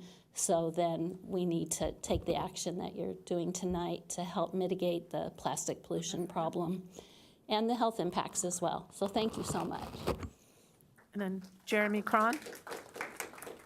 And then while Jeremy makes his way to the microphone, I have Mark O'Connor, Dr. Nancy North, June Hansberger, and Chris Ryan have registered support for the recommended action but do not wish to speak. Thank you again. Although I live in Rancho Cordova, I do still identify as an Encinitan. I can't help it, but I thought, seeing both sides of it, I remember reading a book called Nudge by Cass Sunstein, and it's about it's impossible to, and it's not a good idea to codify behavior that you think is wrong, but I think this does cross the line because of the loss of life annually and the impacts that it has on the families. But I think it's a good idea for City Council to implement this because it pushes people in the direction that they know themselves that they need to go. Most smokers want to quit. People who don't smoke have a right to clean air. And I think anything that you can do to push people in the right direction is the right thing to do. It may cause more strife. There's so many points of friction. It's just seen as another thing that you're imposing on someone. But there's nothing positive in a cigarette, in a pack of cigarettes. And so I'm for it. I think if you push people in the right direction, it's going to make a difference, even if it's just a small difference. Thank you. Deputy Mayor, that does conclude public speakers on this item. Well, thank you, City Clerk. And with that, then I'll close the public hearing portion of this. And now we'll open it up for council discussion and action. And I'd like to take the privilege of kicking that off, just teeing it up just a little bit, and then hand it off to my colleagues. I do want to give a shout out to our Environmental Commissioner. I know Ari Novi, who's our chair, and Mark O'Connor are sitting behind there being very humble, but I'm not going to let them do that. I'm just going to call them out on it because they have come to us several times, as was overviewed by our staff, Crystal, and given us really valuable information about how this idea for this ban has evolved over time. It's been a very thoughtful, very thorough, very well-researched process. I think it's clear by what we see that the T's have been crossed and the I's have been dotted. So I want to compliment them for that, but I also want to say something that I'm hearing such eloquent speakers from the public also say, in that there's a nexus here between environmental health, public health, and personal health.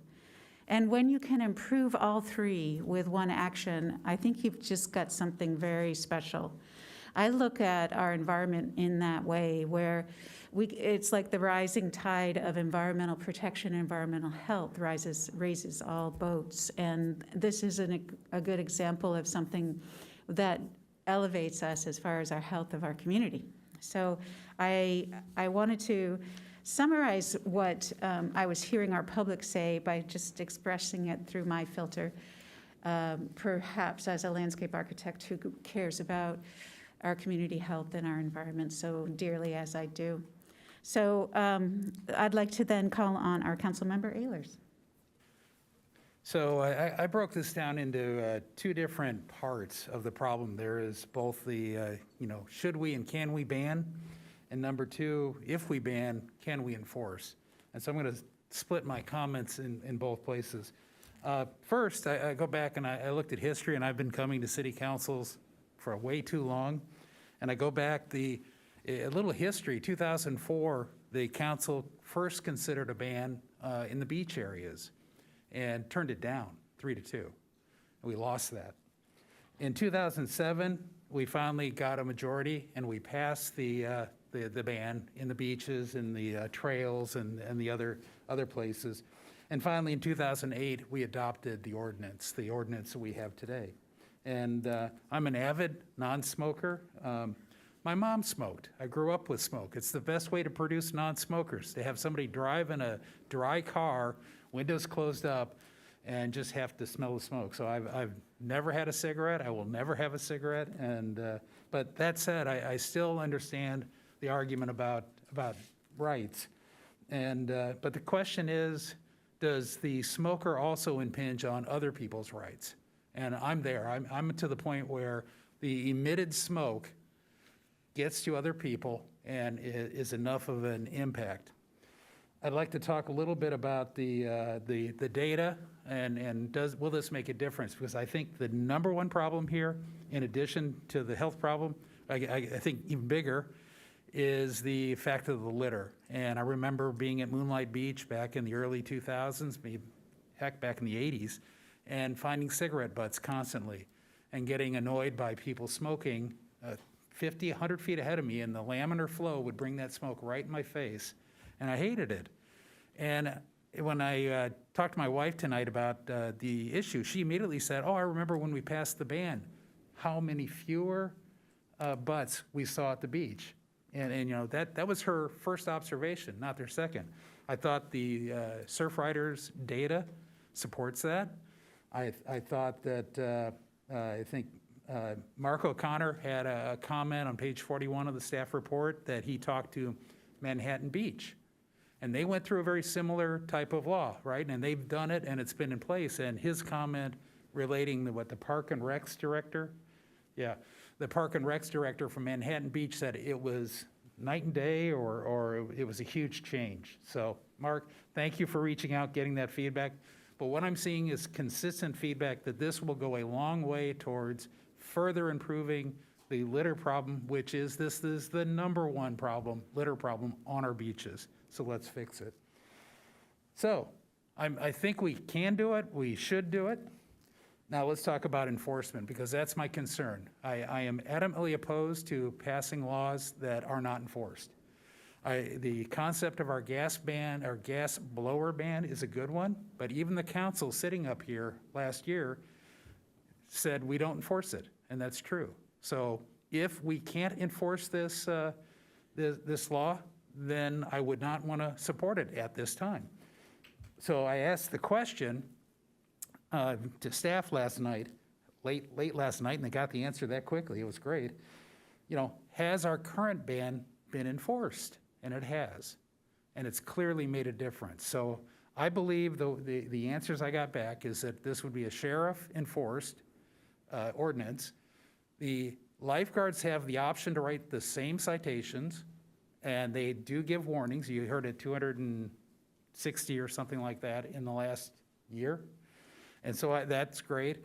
And even if that doesn't work, we could use code enforcement to write citations too. So I believe there is an enforcement mechanism. I believe we have a history of enforcement. And so, see if I had any other notes. Yeah, I believe the non-smoker rights are certainly equal to the smoker rights, and in this case, prevail, and I'll support the ban. Councilmember Blackwell. Thank you. This introduction of the ordinance is important enough that I feel like I might repeat some of the comments my colleagues said, but it deserves it. I do want to thank the Environmental Commission, the staff for their work and the report, and for the public for showing up in terms of letters and coming here tonight to speak on both sides of the issue. I think Joy put it well about this nexus of private, public, and environmental health being achieved by this ordinance, and I think that was well said. I would say I learned so much more about cigarette butts than I'd ever thought I'd know. So I think that's helpful. Made me think about my past smoking when I was in college many years ago, and probably very regretful now. One thing about the operating vehicle exception, I think that might need some additional definition, as we heard earlier. I think that is a confusing one for people, so that probably deserves some time. And the comments about individual rights, I also understand that. I very much respect individuals' rights, but I do think this is trumped by that, again, that nexus of public, private, and environmental health concerns. As well as the fact that there are many laws on the books at every level about cigarette smoking. And I would like to say I do agree with Bruce's concern about enforcement. I also am not a big fan of laws that don't have any teeth in them, if you will, but it was reassuring to hear the sheriff does not have any concern about enforcement, and that will make a difference. That'll be a good deterrent. I'll turn it back. Thank you very much. Then I would like to move to approve the recommended action, which is to introduce the City Council Ordinance number 2023-02. And I would try to capture my colleagues' sentiments in that I would like to add to that the wording in the preamble statement that clarifies the private residence and under what circumstances that would be a business. And also Councilmember Blackwell's comment about evaluating the clarification of the operating vehicle. What is an operating vehicle? I'll put that out there and see if this gets any traction. I would second it, and I'd like to offer one additional clarification to the operating vehicle portion, that we don't allow smoking at all in parking lots, even if it's an operating vehicle. The concept being that I believe the reason is a car driving through can't be notified, but one in a parking lot could be. And I don't want people pulling into the parking lot, leaving the car running, and being able to, and if I didn't know better, I think the city attorney might want to comment too, or I would ask if he has any comments about that kind of clarification. Thank you, Councilmember Ehlers. To my understanding, actively being driven connotates a car being driven from point A to point B, as opposed to being pulled to the side of the road and parking. So the intent of actively being driven when drafted by staff would be to allow people to smoke only when driving, actively driving, not including stopping for stoplights and necessary breaking traffic laws, but not pulling off to the side of the road in a parking spot or in a parking lot. That is a helpful clarification. Thank you. And could we get that clarified as part of the final drafted ordinance? Well, we need to agree upon the language here tonight, or we can bring it back for, continued first reading, because it has to be finalized when it is introduced. We could add the intent language that I sort of reiterated into the preamble as well to clarify the intent of council. So if there's ever a question of what council's intent was in adopting the ordinance, much like the language we just added, it would clarify it. But it's entirely your discretion how you want to approach the language. I am open to that addition to the motion where we clarify the intent and associated with the evaluation to clarify what an operating vehicle is. I think our city attorney's explanation was very clear to me. I'm good with the second on that, so. All right.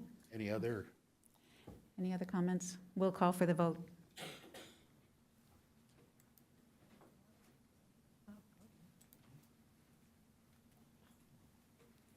One moment, thank you. We're waiting for our computers to show up.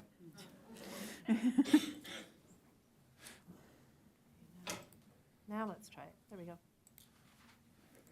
There we go. And the motion carries unanimously with those present and Kinsey and Kranz absent. Well, thank you very much.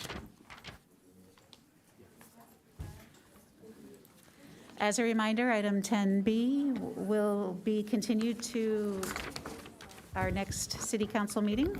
That brings us to item 10C. Intersection control modifications at the intersection of Elois Avenue, Andrew Avenue, and Hillcrest Drive. Our 10B? contact person Yeah, it's is been traffic continued. engineer Brennigan. And maybe if you need a moment, you look pretty well ready. Okay. We'll start with a staff report. Thank you all for coming. If you're chatting, please take your conversation out in the hall. We're still conducting our meeting.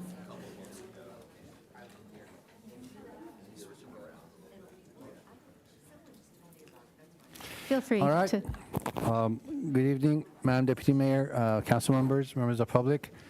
Item here tonight is a presentation of potential intersection control modifications at the intersection of Elois Avenue, Andrew Avenue, and Hillcrest Drive.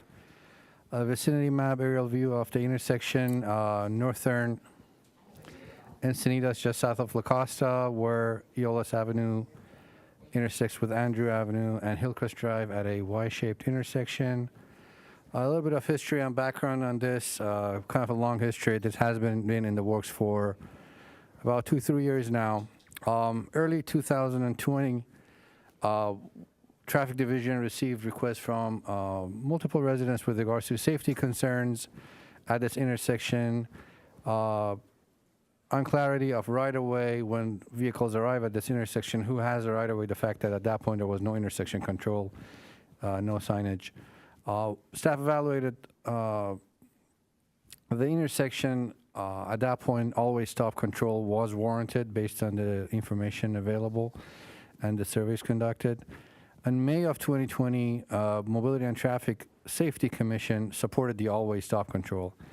City Council voted yes on this always stop control on June of 2020. However, when residents in the area, especially in the direct adjacent vicinity of the potential stop signs, found out about this, they requested council ask staff to reevaluate this.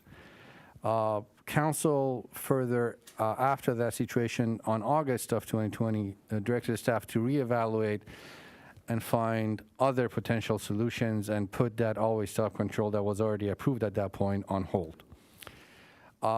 Staff reevaluated, met with Mobility and Traffic Safety Commission, met with the community, in December of 2020 presented a new alternative, which was implementing a neighborhood traffic circle at the location. It was blessed by the Mobility Commission in February of 21. City Council approved it, directed the staff to implement it, but then asked the staff to return to council 6 to 12 months after and report on the effectiveness of the circle. Staff did, after installation, about a year after, on October of 2022, staff presented an evaluation of the operation at the circle, how it was effective in traffic calming, how it was effective in clarifying the right-of-way. City Council at that point created a subcommittee. At that point, Councilmember Kranz, current Mayor Kranz, and our Deputy Mayor Joy Lawrence to work with the residents to address potential improvements. This was what initially implemented some minor striping, some quick build material. It was formed in October 21. When we evaluated, we thought there could be some amendments, some betterments to the circle. What happened is we noticed that the circle does lower speed limit, speed at each approach.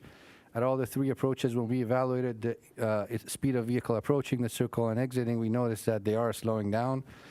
There were some concerns about vehicles not necessarily going around the circle as they should and deciding to bypass the circle because of the relatively lower volume at the approaches. We conducted a survey. The average was about 20 vehicles per day that were not really going, various reasons, decided not to go around, intentionally bypassing the circle. Because of that, we installed these flexible posts that you can see at the approaches to the circle that mostly prevents this maneuver. They would have to get out of their lane and go into the opposing lane way in advance of the circle to be able to bypass. Surveys showed that it lowered the number of, bypass maneuvers per se by about a third, from 1.5% to 0.5%, about 7 vehicles per day. The subcommittee and city staff, our engineering department and our fire department, we met with residents on 2 occasions, in November last year and in January this year, discussed different alternatives possible, how we could make the existing scenario better, what other alternatives we have, what our restrictions and limitations are, and a lot of good discussions were made. Some of the most frequent feedbacks that we received from the community was that it is effective, but it needs to be realigned, needs to be adjusted. There is some parking that needs to be removed for it to operate better. We have an alternative tonight that addresses that concern. Another one was, it is effective, the circle, but it's not aesthetically pleasing. It doesn't look very good. Replace it with a permanent roundabout, with landscaping, with other beautification measures. Another comment was, the intersection was fine the way it was, remove everything, basically go back to the 2019 version. Another comment was, some large vehicles cannot navigate the circle, small vehicles bypass the circle and go the wrong way, as was mentioned. Our design does accommodate most large vehicles that use the neighborhood, trash trucks, UPS and delivery trucks. Semis obviously cannot do it. If there is a construction vehicle that is longer than our standard design vehicle, it would not be able to use it. It would have to treat it like a fire truck, basically bypass it and go on the side. And as said, the number of vehicles intentionally growing, it was very, very limited. After the installation of the flexible post, it went down to 0.5%. Another suggestion was going back to the always stop control, which is a simple scenario installation of stop bars and stop legends and signs at each entrance to the intersection. And then another one was to install speed cushions on each approach to slow down traffic, and then yield sign to clarify how the right-of-way can work. This option was after discussion with our fire department, blessed by fire department with some conditions, which included removal of parking around the existing circle location. The alternatives that were presented in the report, alternative 1, which is current staff recommendation, is to realign and resize the circle based on the input we received from the neighborhood, eliminate the parking on the west side, and we can reevaluate this after the adjustment and come back to council with some quick build options to make this better. Now, this potential improvement in the future is a still quick build. We at the moment we do not have any funding for any kind of a permanent concrete project or landscape or drainage work. Option 2 would be to keep the current alignment, just remove the flexible posts that the majority of the neighborhood we notice do not like, but keep the neighborhood circle in place as is. Option 3 is to remove everything that's out there right now and convert it back to 2020 version, which was the always stop control that was at that point approved by the city council. Option 4 is to remove the existing circle, add yield signs at each approach at the intersection, and add speed cushions at each approach to lower speed and clarify right away. This we can handle with the existing department budget. There are concerns with how this option can cause maybe some additional noise to the neighborhood, but it is effective with regards to clarifying right away and slowing down traffic. Option 5 is to design a more permanent, aesthetically pleasing circle and replace the existing one with that option. That option, depending on the type of beautification or the type of design that we prepare and provide to council, can cost between $50,000 to $500,000, depending on the design features. For that, we do not have existing funding in the current department budget, and we would have to request additional funding, and we would have to come back to present the design. I'm not going to go over all the information on this table. It was presented in the report. This basically provides advantages and disadvantages relative to these scenarios for that intersection. Basically, for example, for alternative 1 and 2, the advantages would be because of the fact that it talks about the existing circle. It's effective in traffic calming. It reduces the speed. Because of the fact that vehicles do not come to a complete stop at these circles, it has a relatively low minimal impact on carbon emission. Noise is minimal. Again, there's no coming to zero. There's no max acceleration immediately after. And cost is relatively low. The disadvantage is we would have to remove parking. Some vehicles, no matter what we do, will bypass the neighborhood circle by going in the wrong direction. How many they are right now, it's about 7-10 per day. It might be more, it might be less, but it's somewhere there. And there's also the aesthetic concern. Similarly, with other scenarios, we have advantages and disadvantages associated with each one. For example, a major disadvantage of a always stop control. Again, we have it everywhere in town. It's not something new. Always stop control is not a new thing. But compared to a circle, we have a lot more carbon emission with a neighborhood circle. It has more noise because, again, vehicles come to a complete stop. They have to accelerate and exit the intersection. So this braking and accelerating would have increased noise compared to the neighborhood circle action. And then similarly to the other scenarios. With that, that concludes my presentation. Council, I am open to questions. Thank you. Thank you very much. Are there any clarifying questions from my colleagues? Yes, Councilmember Blackwell. Yes, thanks, Abe, for the report. I think, I've been listening to a lot of comments and the letters of support or against this, and one of the things I think I draw from that is many people like that we tried something different. So having this quick build traffic circle was a good idea, but the aesthetics are sort of cheap looking, right? And it feels, and if you're from that part of Leucadia, you get the feeling that we don't get the right kind or right level of investment, even aesthetically. So I noticed the option 1 is the current one you're recommending. Option 5 is a more permanent, expensive, hardscape, landscape circle. Is there nothing in between those two? Or, you know what I'm saying? It seemed like a lot to say it could be $50,000 to $500,000 for that option 5. So I just have to ask that question. Is there just nothing else we could do to make it more aesthetically pleasing and serve the traffic purpose it's serving? Absolutely, Councilmember, good question. So our option 1, the second piece of it where it says, let us readjust it and meet the community input by redesigning the circle, shifting it a little bit, remove parking, that piece of it we want to see how it works. Does it work as good as we like, and as good as we think, and the neighborhood thinks it would work? The second piece of it kind of touches on the last alternative, which is we will come back with beautification option.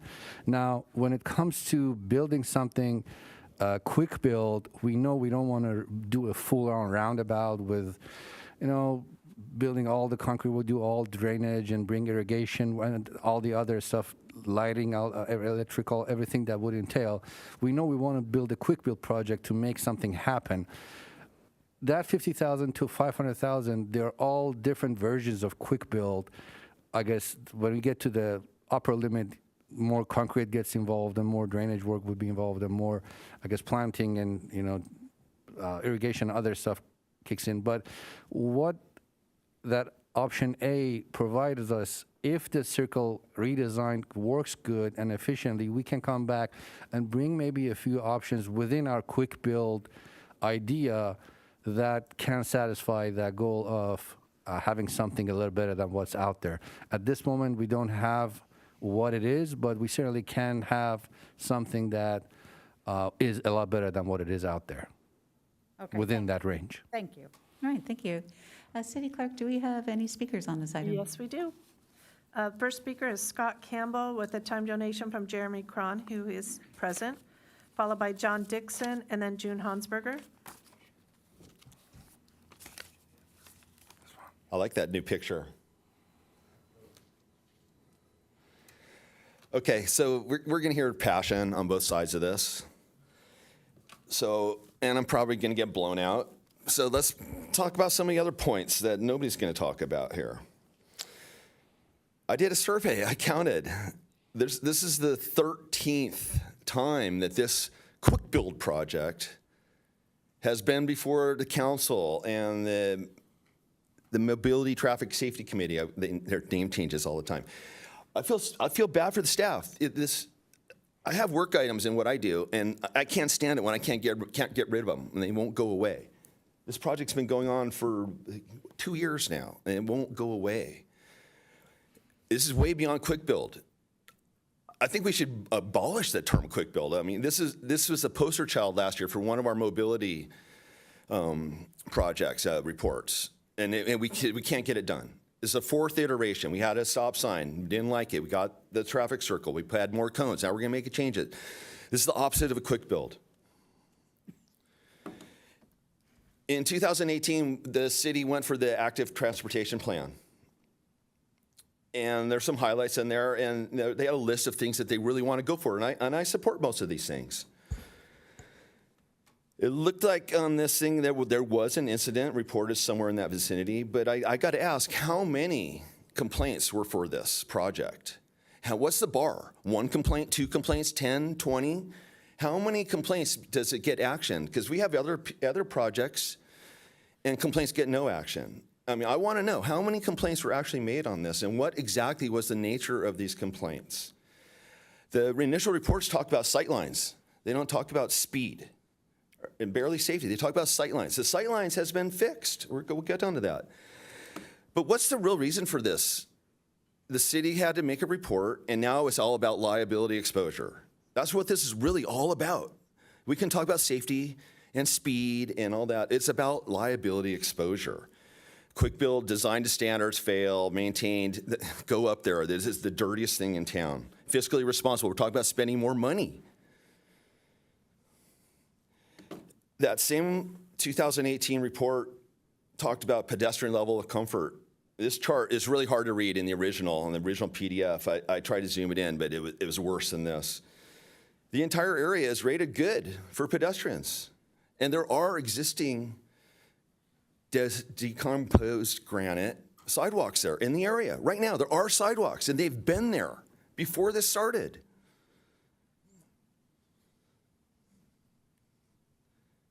Here's a picture of the sidewalks. This is from the 2020 report. And you can kind of see some shrubbery in the right. A lot of that has been removed. The sight lines have changed. I mentioned this last week. The sight lines changed. Maybe we should revisit.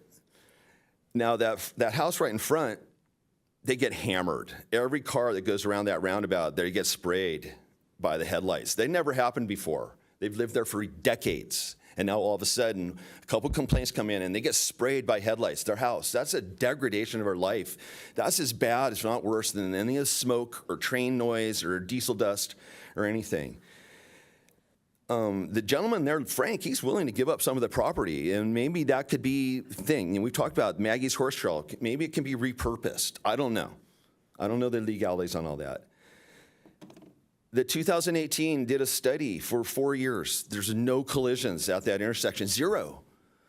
It's already a safe intersection. What's the big deal? What is the big deal?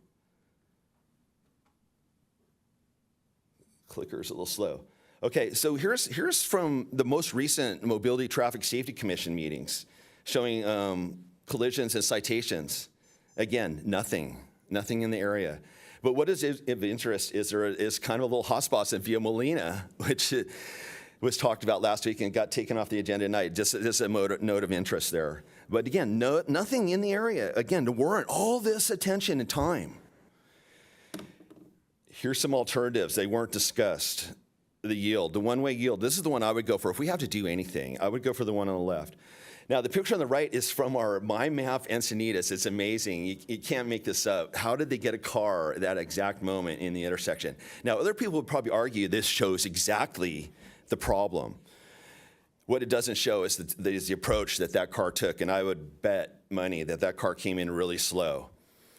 The traffic circle actually encourages people to come in faster than they did before, because they feel safer with the traffic circle and they come in faster, which actually makes you have to have quicker reactions. It's the opposite of the intended effect. For every person that comes in here and says, I feel safer, I bet I can find one that says this is less safe. It cancels out who you're going to believe. The public comments were covered very well, so I don't really need to talk about those, and that's the end of my presentation. I urge you to, I said we spent too much time, but I urge you to reject this and come back with another plan. Thank you for your time. John Dixon, followed by June Hansberger, and then Diana Nunez, who has a time donation from Ella Nunez, who is present. Yeah, hi, Council. My name is John Dixon. I haven't spoke here before, but I was motivated. My family's lived on Eolas Avenue, right up from this intersection, for over 30 years. We've seen a lot of changes in Leucadia. Too many, too fast, in my opinion. But we walk, bike, and drive this intersection daily. We know it well. I have for years. Never felt threatened. We were quite happy with just the way it was a couple years ago. Our problem remains, maybe even a little worse, the speeding on Eolas in front of our house in the curve. Circle, I think as Scott mentioned, by the way, I agree with all his comments, it allows cars to zoom on through. So they don't even, it's really not calming for that direction. What I am supporting is kind of a hybrid here. I'm supporting remove the circle structures and installation of stop signs, which was the first half of option 3 anyway. And then let's do a trial of remove the circle structures and install stop signs. I'm sorry, I misspoke. So I'm kind of combining option 3 with 1. And what that'll do is allow us to take 6 months of data to see what the overall impact, the neighbors that were concerned with noise and pollution, they can have their input. I better speed up here. I just want to mention stop signs. I'd kind of liked it without any, but they are the safest, simplest, and cost-effective traffic calming solution. Come on, they really calm it. And it is relevant that the original recommendation by the council was consistent with the nearby intersections right down the street. They put up 4-way stop sign at Sheridan and Andrew. And then on Hymettus and Eolas, 3-way. Nobody that I know of, the neighbors, or anybody else has complained about those. They seem to work pretty well. Very similar situations. Stop signs are aesthetically neutral. They avoid the driving challenges with circles. They don't reduce the available parking, what's been said before. They require minimum maintenance. They offer very straightforward installation. I understand they had the signs there for a day or so, and then they had to take them down. So there's really no way to evaluate how well they worked before. And they don't reduce, and they do, as I think someone else said, they free up the staff to work on more important traffic projects. So anyway, please consider doing option 3, half of it, or sorry, doing option 3 first and see how that works. And then reconsider after you monitor the traffic flows and the other noise situations after 6 months. And then if you want to proceed, you'd have to do that anyway. Can I say one more thing? Just briefly. Okay. I just want to say the meeting on January 19th brought the whole community together that hadn't come together before in this. The council should really make an effort when a project like this impacts a much broader community than 500 feet to put public notices in the mail, because not everybody looks at their email or reads papers all the time. And I could go on and on, but Thank you, sir. please consider both of those. Thank you.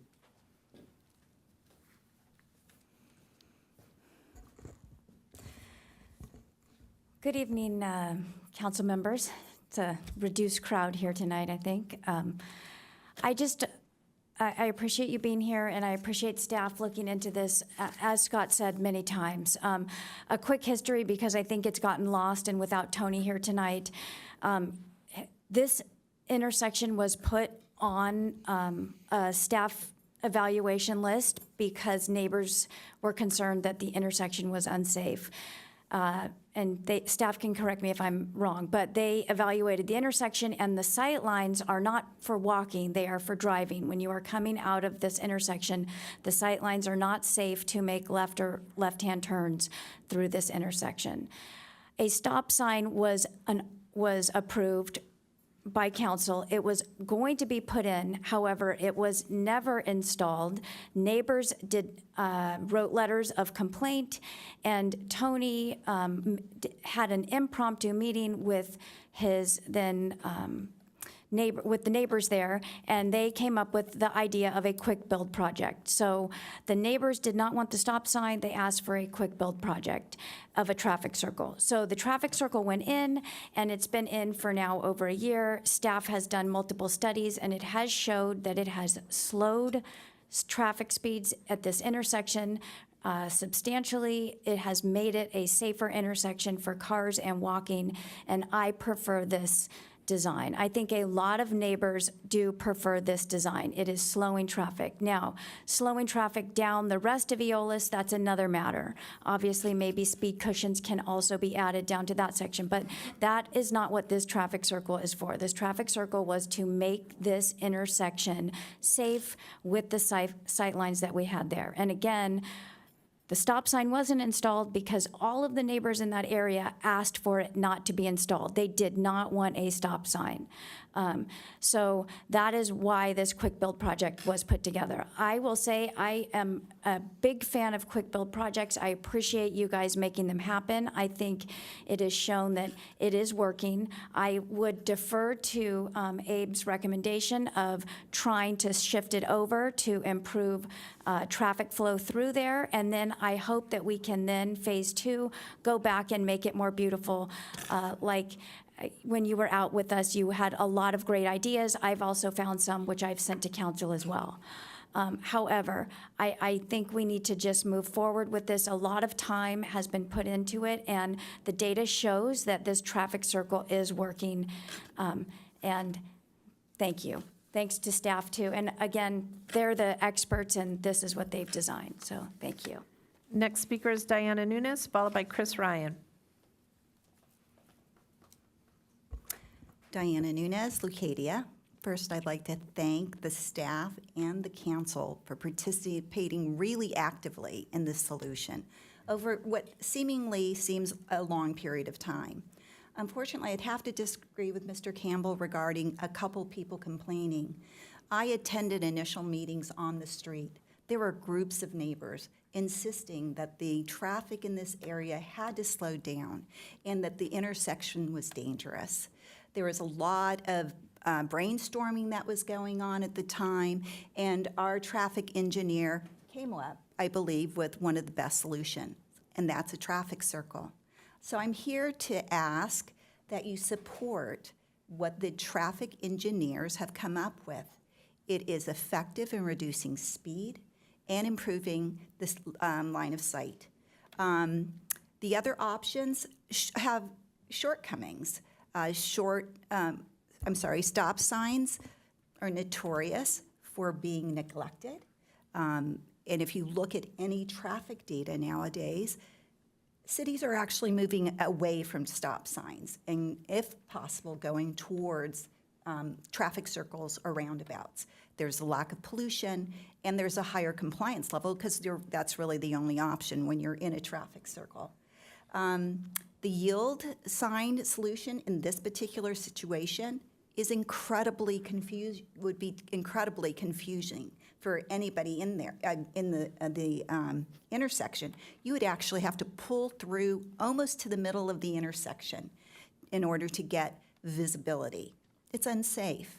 So I'm just asking that we follow the experts' recommendations. They put a lot of work in it, and we appreciate it. And we need to look progressively forward. We are looking at this solution or this intersection in what we believe is happening today. But this particular area is going to be highly impacted by growth in the next 5 years. So we need a solution that it can accommodate this growth. So I recommend that you go with staff recommendation, and thank you for your time and all the dedication that you've spent coming to this conclusion. Thank you.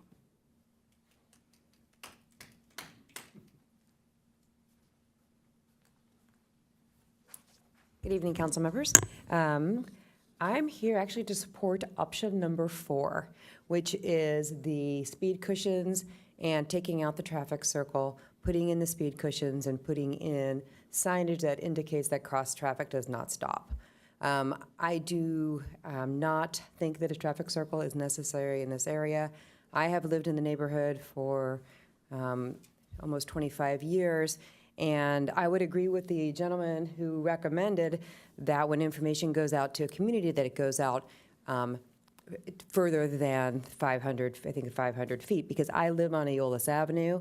I was not made aware that the traffic circle was going in until the traffic circle went in. Wasn't aware of any other meetings that were happening in my community regarding this, and I was very surprised by the traffic circle. And living in the neighborhood for so long, I never saw this as a dangerous intersection. I live on a very straightaway area of Aeolus that has very high traffic, and very high speeds. So I am very aware of traffic speeds and how it impacts a community. But this particular intersection and the way it's designed always felt like a safe intersection for me and my 3 children who drive, because it is big, wide, and open, and you can see. And everyone who lived in the community knew that this was an uncontrolled intersection and took care. And I have never seen an accident, and the data supports that there were no accidents at this intersection. So I'm actually opposed to keeping a traffic circle and would support the speed cushions to slow down the traffic approaching that intersection and putting up clear signage such as, I haven't seen it really in Encinitas, but in other parts of the country where I have lived, which says through traffic does not stop. Or something like that, which indicates to everybody that's driving from any direction that they need to take care when approaching the intersection in order to make their turn or to go straight. So I would support option number 4. Thank you. That does conclude public speakers on this item. All right, thank you very much. So I don't see any speakers, council members yet, so I'll tee something up here because I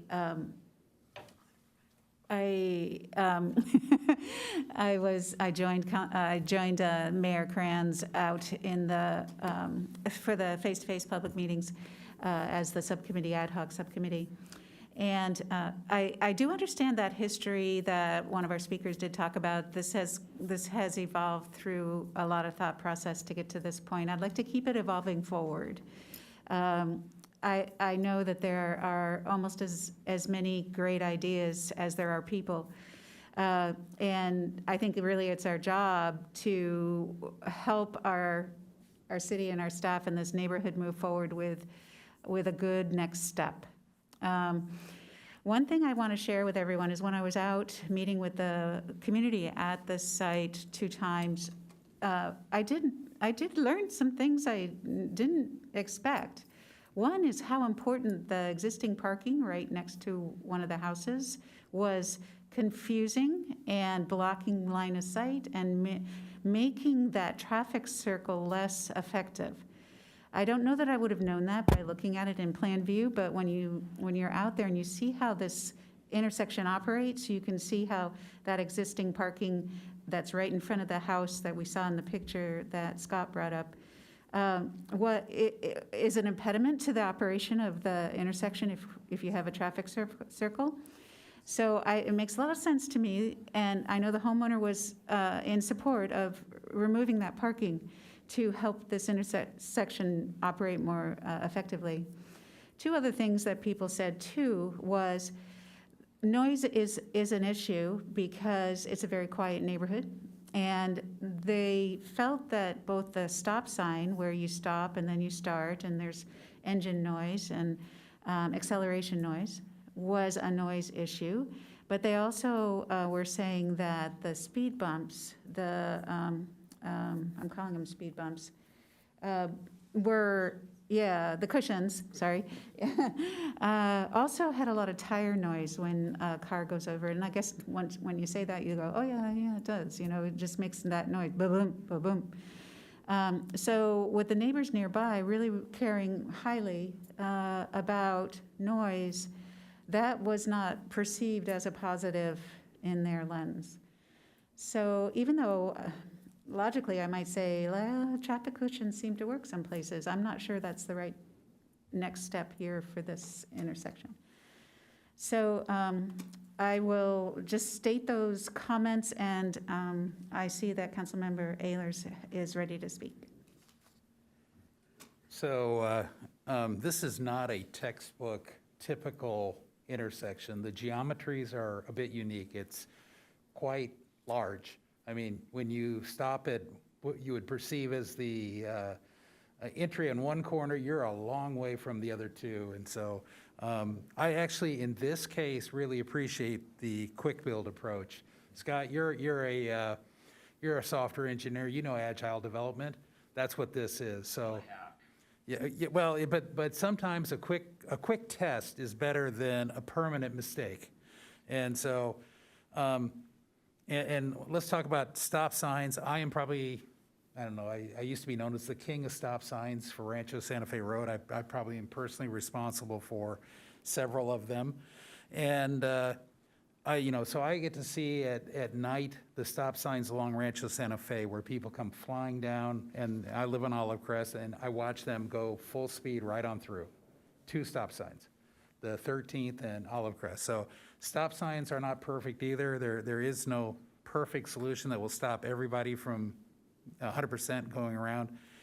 The current design seems to minimize the bypassing. I like the in temporary test. I like having the extra, what do you call them, ballards or whatever they are, posts, to keep people from cutting the corner. I guess I have a couple of questions, and the first one is, I believe the report said a stop sign, always stop sign, is warranted. So was there or was there not, were there accidents there that caused the warrant, or what caused the warrant? Because that's not an easy thing to do. Correct, Councilmember Ehlers. So California MTCD, which is the adopted city policy on implementation of always stop control, has multiple different warrants. One is, as you mentioned, collisions that are susceptible of being fixed, not just any collisions that are going to be fixed. And unfortunately, that warrant is almost never met. It's 5 collisions in 1 year.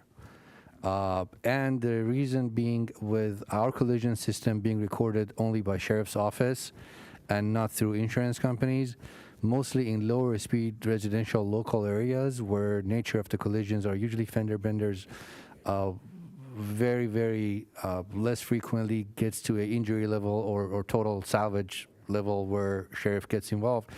None of these collisions get recorded. So we usually do not get to a point where we can use that warrant.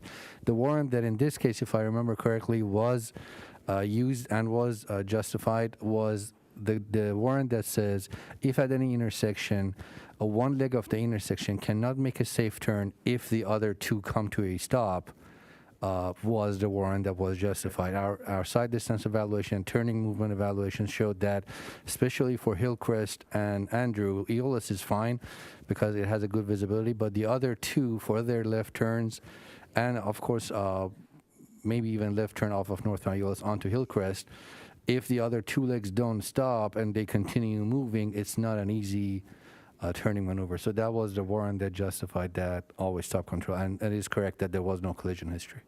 Okay, so none, so what that's good, thank you.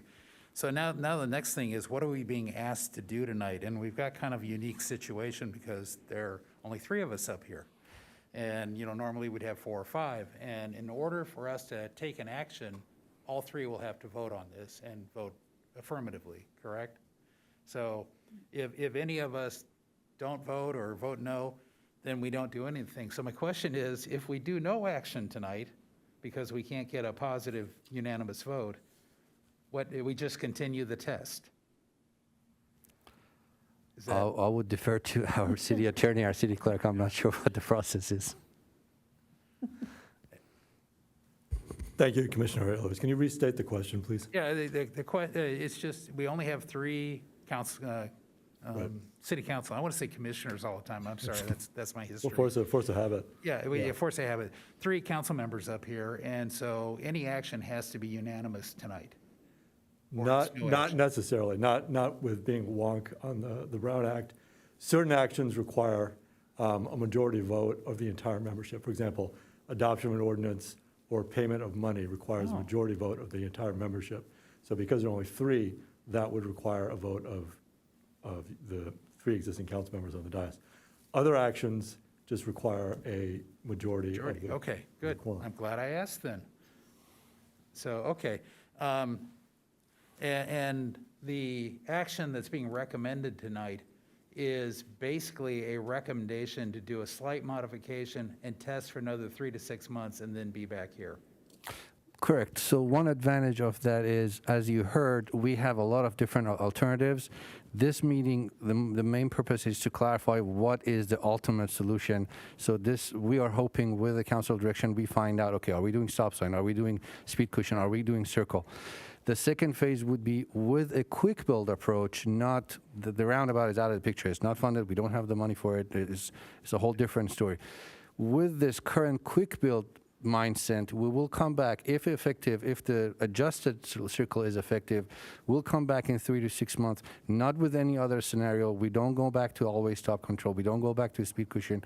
We only come back with 2, 3 other quick build within the realm of possibility, considering our quick build funding, with 2, 3 options for council to direct us to convert this to a permanent quick build, but a little bit of a better quick build per se, if that clears. Yeah, that's clear. So just to clarify, this past fiscal year, we got some quick build funding that we had never gotten in previous fiscal years.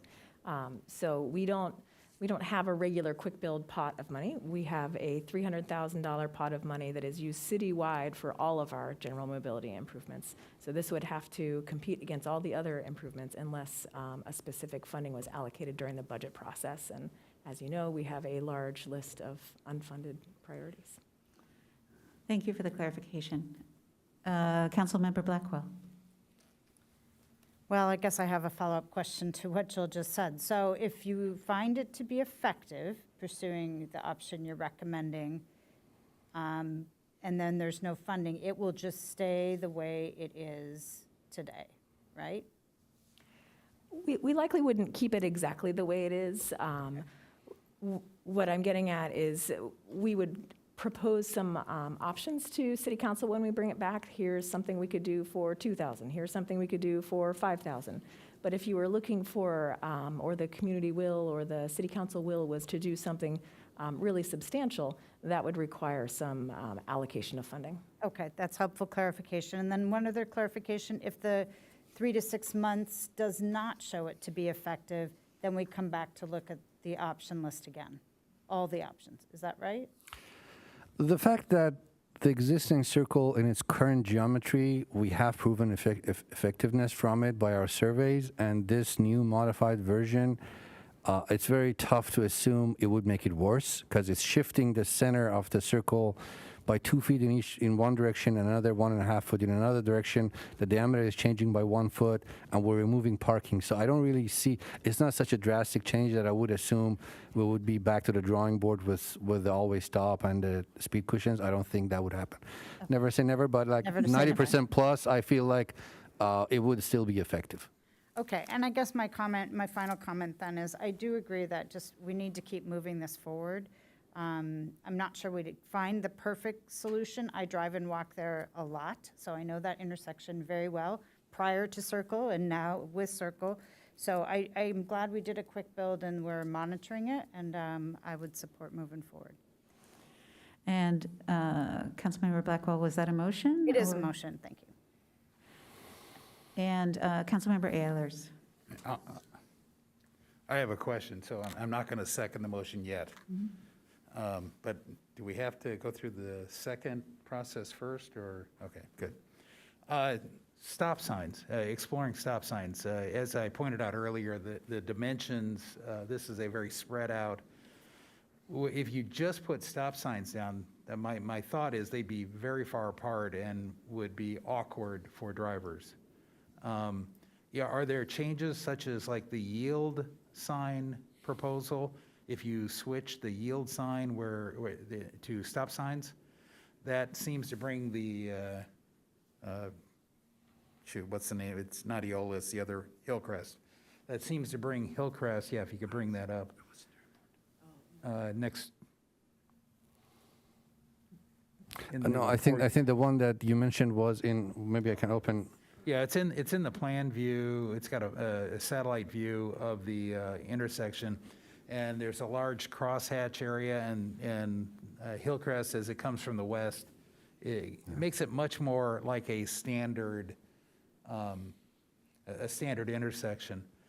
If you were going to do stop signs, this seems like the geometry you'd have to do the stop signs. You wouldn't do stop signs way back at the entry point to that large triangular paved area.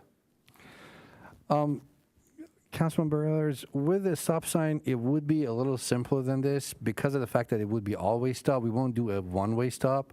We would do an always stop. With the always stop control, as long as we provide visibility to all three legs to see each other, that would be resolved. So there was a design, I wish I had it. So with the always stop control, the stop bars are a little bit encroaching into the middle of the intersection. So the lines will be pretty much where the current yield lines are at, but a little bit more further inside the circle. So as you can see, the yield lines right now are not where the old lines were. They're kind of in the middle. So maybe the stop bar would be somewhere around here. So the vehicles would see each other. So we extend the center line a little bit further into the intersection, but then we do not need to form a T intersection anymore. The reason for that T is to give right of way to the main through movement that is not stopping and just ask the side street, in this case, Hillcrest, to yield. That's the reason for this adjusted T intersection. So for the stop, we don't really need to do this much striping. So back to the current proposal, I think there was a comment from the audience about through traffic heading through where they don't really enter the circle per se. They do, but they just go through it glancingly.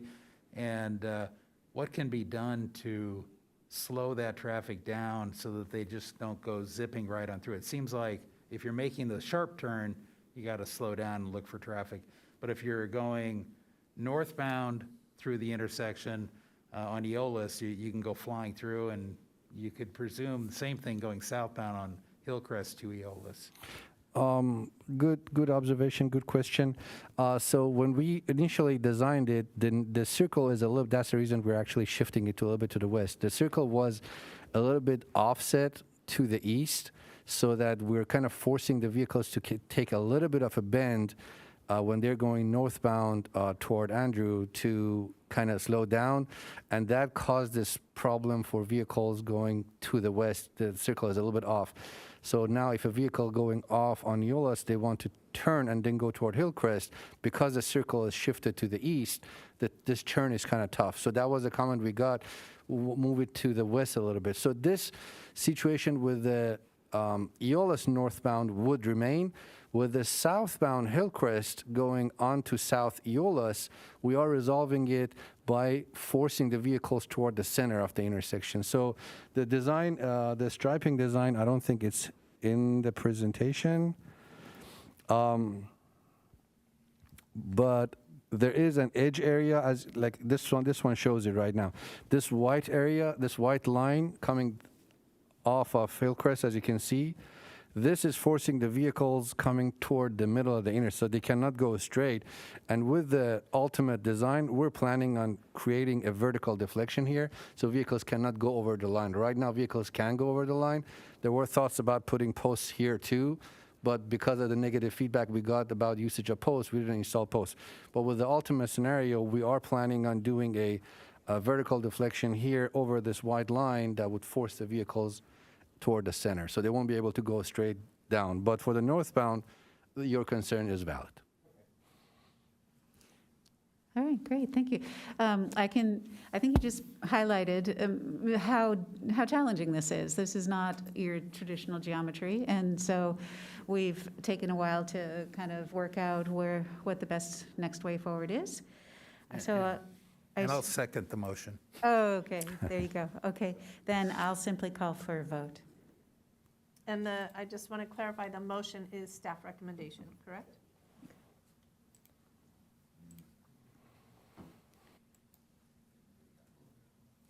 And the motion does carry unanimously with Councilmember Hensy and Mayor Kranz absent. All right, are we okay pushing through, or do we need to take 5? We have one more action item, and then just some informational reports. Go. Pushing through, are we okay? All right, thank you. So next item is 10D, Safety and Mobility Improvement Study in the vicinity of housing element sites. And our contact person is also, again, traffic engineer Brannigan. Thank you, Deputy Mayor. Let me start this presentation. Safety and Mobility Improvements Study in the vicinity of housing element sites. A short history on this. April of 2021, City Council adopted our Development Services Department of Cities' 6th housing element plan, the 6th cycle that will cover us from 2021 to 2029. As you know, several housing element sites were identified with different number of units in each one, different characters, different neighborhoods of town. Each one of those housing element sites conducted traffic impact analyses based on the nature of the project. Some of these projects were by right based on their character.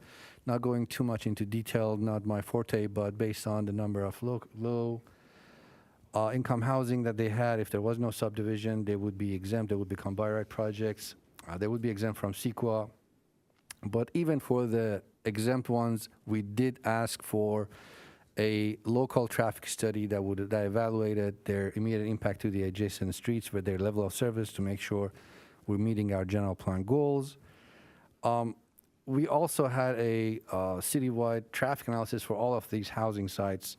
And as said, we identified potential mitigation measures with those studies for these different projects, and they were conditioned for those potential improvements, potential mitigations based on their impacts. On October 19th last year, Mayor Kranz, at that point, I think it was Councilmember Kranz at that point, brought a item to the council, a council member initiated item, and council, based on that report, directed the staff to come back and provide a a study that would provide us mobility improvements, safety improvements, traffic calming in the vicinity of these projects in advance of these happening or parallel to them happening in different areas of the city, these housing element sites. We want to find opportunities of improvements in the vicinity of these projects. This is a map that shows our different housing element sites in the city, the number of units associated with those. Obviously, some of these numbers have changed a little bit based on the design process, the discretionary review process that they're going through. To come up with that potential list of projects, we went and worked with a few of our consultants to come up with ideas of how we can make this happen. This is a summary of the scope of work that was defined for them. The detailed scope of work was attached to the report. But to summarize, what we tasked them with is that they first have to evaluate and check all the traffic impact studies that were submitted with these different projects in different areas of town, find out what the impacts were, what the situation is, and what kind of mitigation measures they were proposed in those studies, mix them all together, merge them all together to find out what kind of improvements in coming out of those development projects. Then review our existing adopted documents as the city's active transportation plan, our local roadway safety plan that is used for the city's Vision Zero is being used. Our ongoing model alternatives project, the MAP project that is kind of working on prioritizing our active transportation plan projects, to check all these existing documents to find out what projects are available in these adopted documents in the vicinity of those housing sites. When we find out what improvements are already proposed and what projects we have on the book, the consultants with the city staff will go location by location, corridor by corridor in the vicinity of these sites, evaluate locally what potential improvements are feasible, what ideas we have, do brainstorming, do work with the staff, with the community to find out what potential improvements are feasible, do a feasibility analysis, a very rough cost estimate after finding out what additional projects we can add to our list. These will be presented to the community at multiple different locations based on different neighborhoods, based on different projects that are happening in the city.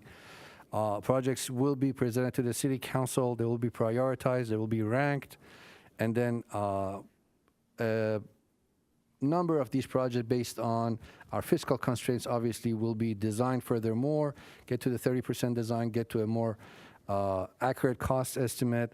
And these 5-10 projects, depending on obviously the budget restrictions that we have and funding availability, will bring back these projects for council for final review, approval, and further direction and potentially funding allocations. So this is a process that we anticipate going for this study. And as mentioned in the report, there were 3 consultants. Each one submitted their proposal, and I think the lower was about $130,000. With the contingency, we're asking for $150,000 to conduct this study. Thank you. I'm open to questions. Are there any clarifying questions from the dais? Yes, Councilmember Ehlers. Good. You answered one of my questions with the contingency. Was the proposal included in the budget update we just passed? We just adopted it earlier in the meeting? I'm not aware. I assume it's not. I'm not sure. Yeah, no, I don't think this was budgeted before. And after you get will the council review the prioritized projects? Or I'm sorry, will the council be involved before the projects get prioritized? Or does staff come back with a set of prioritized, I think they talked about the top 5 prioritized projects. I'm trying to figure out, does staff get to review it before that happens? Yeah, so staff will rank the projects based on our criteria, feasibility, constructability, things like that. But then we'll bring all the projects to City Council, and you guys may have a different set of priorities than we do, and we'll move forward with the top 5 projects based on your prioritization. And then the 30% design will be done after that. Okay, great. And then how does that prioritization and ranking and the proposal interact with the recently formed infrastructure task force? It depends on the timing of this study. So certainly all of the guidance documents that Abe talked about, the ATP, the MAP, the LRSP, all of those documents will go to the Infrastructure Task Force. I'm not sure how the timing is going to play out with this one when the ITF is considering the available projects. Okay. And Councilmember Blackwell. Yeah, I just have a quick question on the prioritization. So it sounds like the staff will really be the ones taking those different inputs and prioritizing the projects, correct? So we'll take the first crack. So we'll rank them from an engineering perspective, but then we bring it to council for you guys to set the priorities. Understand, right? But not the contractor? No. Okay. And then with those criteria, is there, did you consider or will you consider weighting some of those factors? Some being more important than others, or are they all kind of equally considered? So we'll have a variety of different factors that go into the ranking, and one of the factors will be how impacted the road is. So if it's one small project that's on a road that's not, heavily traveled, that will have a lower ranking than something where we already have congestion and we're adding lots of units. Okay, I think I understand. There was some other, like community input is one of the factors, feasibility, et cetera, cost. So, but I'm just trying to get at, Jill, if you weight any of those more important than the other factors. One of the discussions we had with the consultant, many of these factors are not really objective with the exception of cost, obviously. So to put weight on the level of community interest in a project or even effectiveness for that matter, it would be a lot of time these, I guess, more subjective prioritization criteria. There will be columns in the report that the consultant will put very hard, medium, low, but these obviously at the end of the day will come to council for your evaluation. I think we can, as our director mentioned, take a stab at it, create some preliminary prioritization for those projects. It is included in the scope of work of the consultant, but I do see it in the end be the community's will and the council's will to finally prioritize these. Okay, that was helpful. Thank you.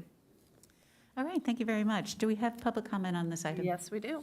June Hansberger, Ari Novi, and then Dennis Caden.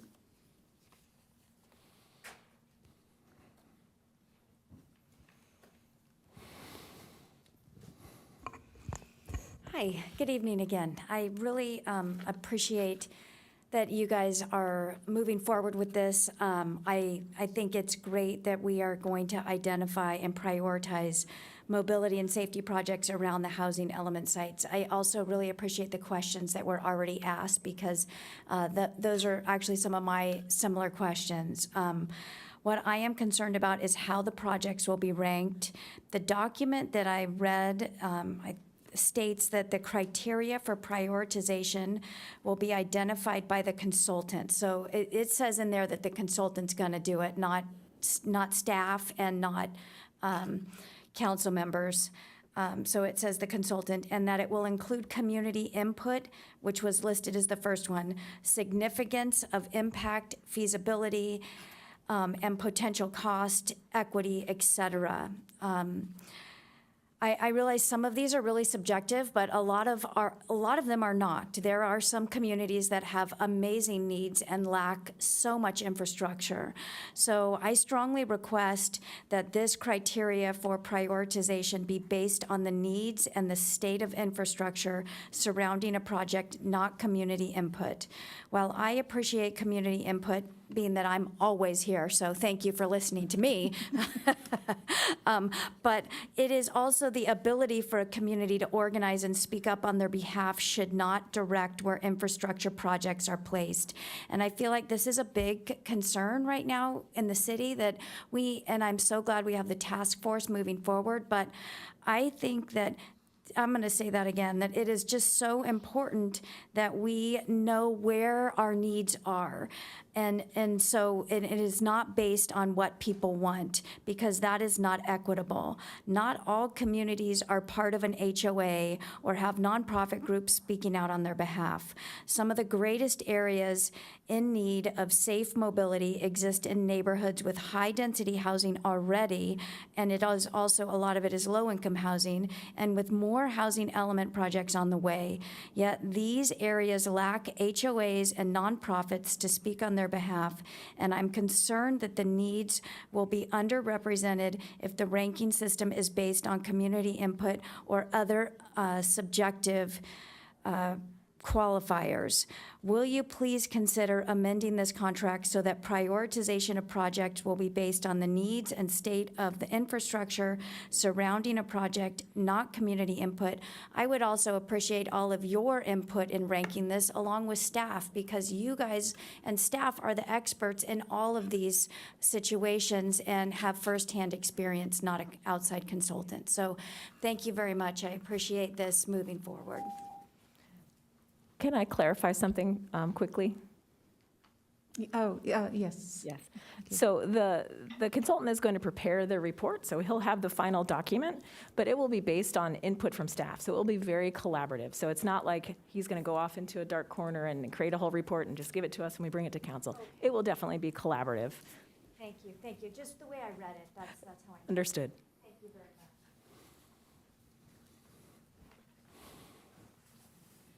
Hello, everybody. My name is Ari Novi. I'm here representing in part the E3 Collaborative District, as well as the Botanic Garden. So I just would like to echo the public comment that was made in writing by Lisa Schaefer, who gathers the opinions of our E3 Collaborative District, and just very quickly highlight that the E3 Collaborative consists of the San Diego Botanic Garden, Seacrest Village, the Magdalena Ecke YMCA, Coastal Roots Farm, the Leash Tag Foundation, the Encinitas Union School District Farm Lab, and the San Diego Heritage Ranch, and that these institutions, together service over 20,000 people weekly in the neighborhood where we are. We are very, very pleased. We're very supportive of this, and we really applaud the staff and the council for bringing some real resources to bear here to study this challenge of traffic impacts and safety around housing element areas. We're particularly concerned, of course, with the Quail Gardens Drive corridor, which is heavily populated, by new projects, but also has has existing infrastructure in the roads and the sidewalks and the bike lanes that are, clearly inadequate, which we discussed at length at the MAP meeting or during the MAP discussion agenda item last week. So thrilled, super supportive. Thank you for doing this.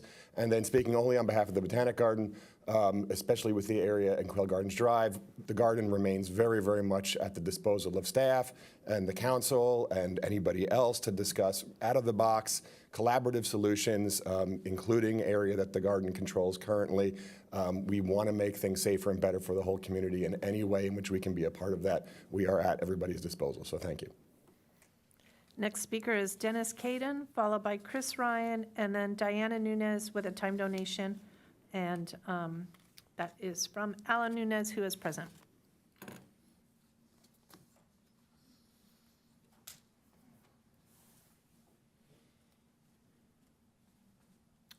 Thank you, Warren. Thank you, Council. We have policy 2.4 as part of our general plan, which says when considering circulation patterns and standards, primary consideration will be given to the preservation of character and safety of existing residential neighborhoods. Where conflicts arise between convenience of the motorists and neighborhood safety, community character preservation, the latter will have first priority. So the intent of what you're trying to do here, I think, is protect neighborhoods from the impacts of some of the high-density development that is soon to come. With that, would you consider in it changing the parking ordinance in some of the R30 overlays? Because some of them are, the intent is, well, you reduce the amount of parking for the developers, but where are those extra cars going to go? They're going to go in the neighborhoods. In some of the R30 overlays, the streets that they're built on are no parking. And in some cases, the two streets that surround them are no parking. So I would ask, when you're looking at this, one of the key impacts is prevent the neighborhoods from getting impacted from parking that should never happen to their neighborhood. And in those special R30s where the streets they're built on have no parking, go back to the old parking ordinance. In one case I can think of, they end up being it's 198 parking spaces short of what it would have been with the old ordinance. So could you go to the next slide? That would say it all. Okay, again, next slide. Right here is all the red are streets that are no parking, and they are looking to produce where the X is, 150 units. Next slide. The Baldwin project, which is 248, and the street it's on, Quail Gardens, and everybody's concerned about Quail Gardens now. So it seems that the developer should be required to have more parking than the new ordinance allows. Does that make sense? Because this is what you're, otherwise don't do any of this the safety and mobility improvements area. Am I on the right track? Okay. Well, thank you. And thank you, Warren.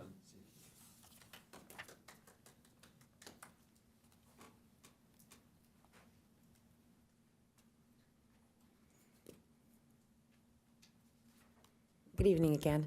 I want to thank council for moving forward on this project. I do have some concerns regarding, as June talked about, regarding the ranking of future of at the 5 projects in the ranking. And I would encourage, I know tonight's not the night where any ranking is going to be happening, and that's down the future after the consultants do their jobs and meet with city staff and bring recommendations forward to council in order to make a decision. But I just want to be heard tonight regarding this, because I do think it's important when decisions are made on how to rank projects to look at the equities involved. And that includes who lives in those neighborhoods, who's going to be living in the density bonus projects, which include low-income and very low-income housing, and looking at the people who currently live in those neighborhoods. And here I'm specifically speaking about Northwest Leucadia, who has several high-density bonus projects that are coming into our neighborhoods where we already have very dense housing. We have multi-generational housing in our neighborhood. We have housing, first-generation and second-generation Americans, a lot of housing where people are Spanish speakers and where there may not be any English speakers in the house. We have people living in very dense areas already where very dense projects are coming in.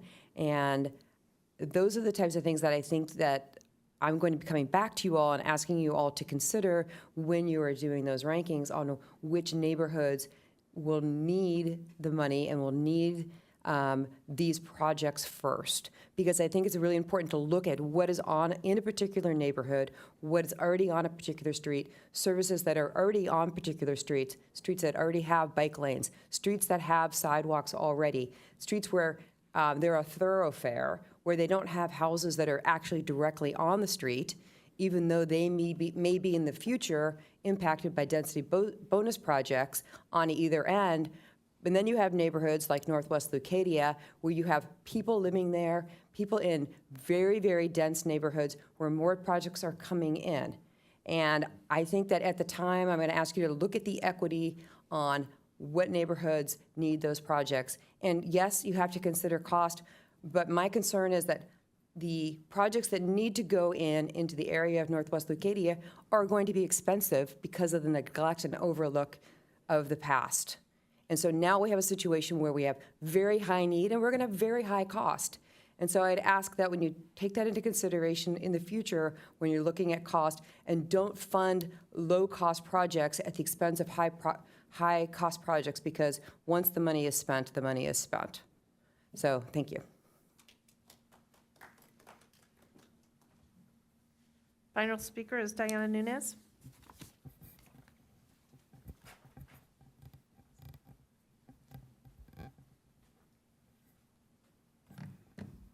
Deputy Mayor and council members, I applaud the city's effort to plan for the infrastructure needs and consequences associated with the development of the housing element sites. I support amending the 2022-23 budget to appropriate $150,000 to this particular work project. However, I have several concerns regarding the proposed scope of work and prioritization of the work. The overall reaching proposal is that the projects identified will be prioritized based on the level of impact. Level of impact is not well defined and is critical to the conclusions reached by this proposal. It is suggested that in order to assess the level of impact, the contractor is to review all adopted documents, such as the ATP, the LRSP, and the MAP. These adopted documents should be seen as living documents and not prescriptive, as omissions are apparent and infrastructure needs are dynamic. Are instructions to be given to the contractor regarding the applicability of these guidance documents? Furthermore, the proposal indicates that projects will be based on community input, significance of impact, feasibility, potential cost, and equity. Of these measurements, which are quantifiable and objective? Community input. Community input is critical. However, should projects be identified by the squeaky wheel gets the oil principle, or loudest group gets prioritized? Is this how infrastructure projects should be determined, as not all areas of the city have an organized voice? Significance of impact. How is this defined or weighted? Feasibility. How is this defined? Is this related to fiscal feasibility, time feasibility, construction feasibility, etc.? Potential cost. This seems to be the only well-defined objective criterion and should be considered. Equity. How is this defined? Is it equity pertaining to racial equity, city district distribution equity, or cost equity per project? Because this scope of work excludes new and measurable and objective work, such as but not limited to traffic impact analysis, VMT and drainage analysis, and model runs, the criteria by which the 5 selected projects are identified and selected need to be clear and robust. Although some of this previous objective work mentioned may be available for analysis, is this data current and objective? And how is this data derived?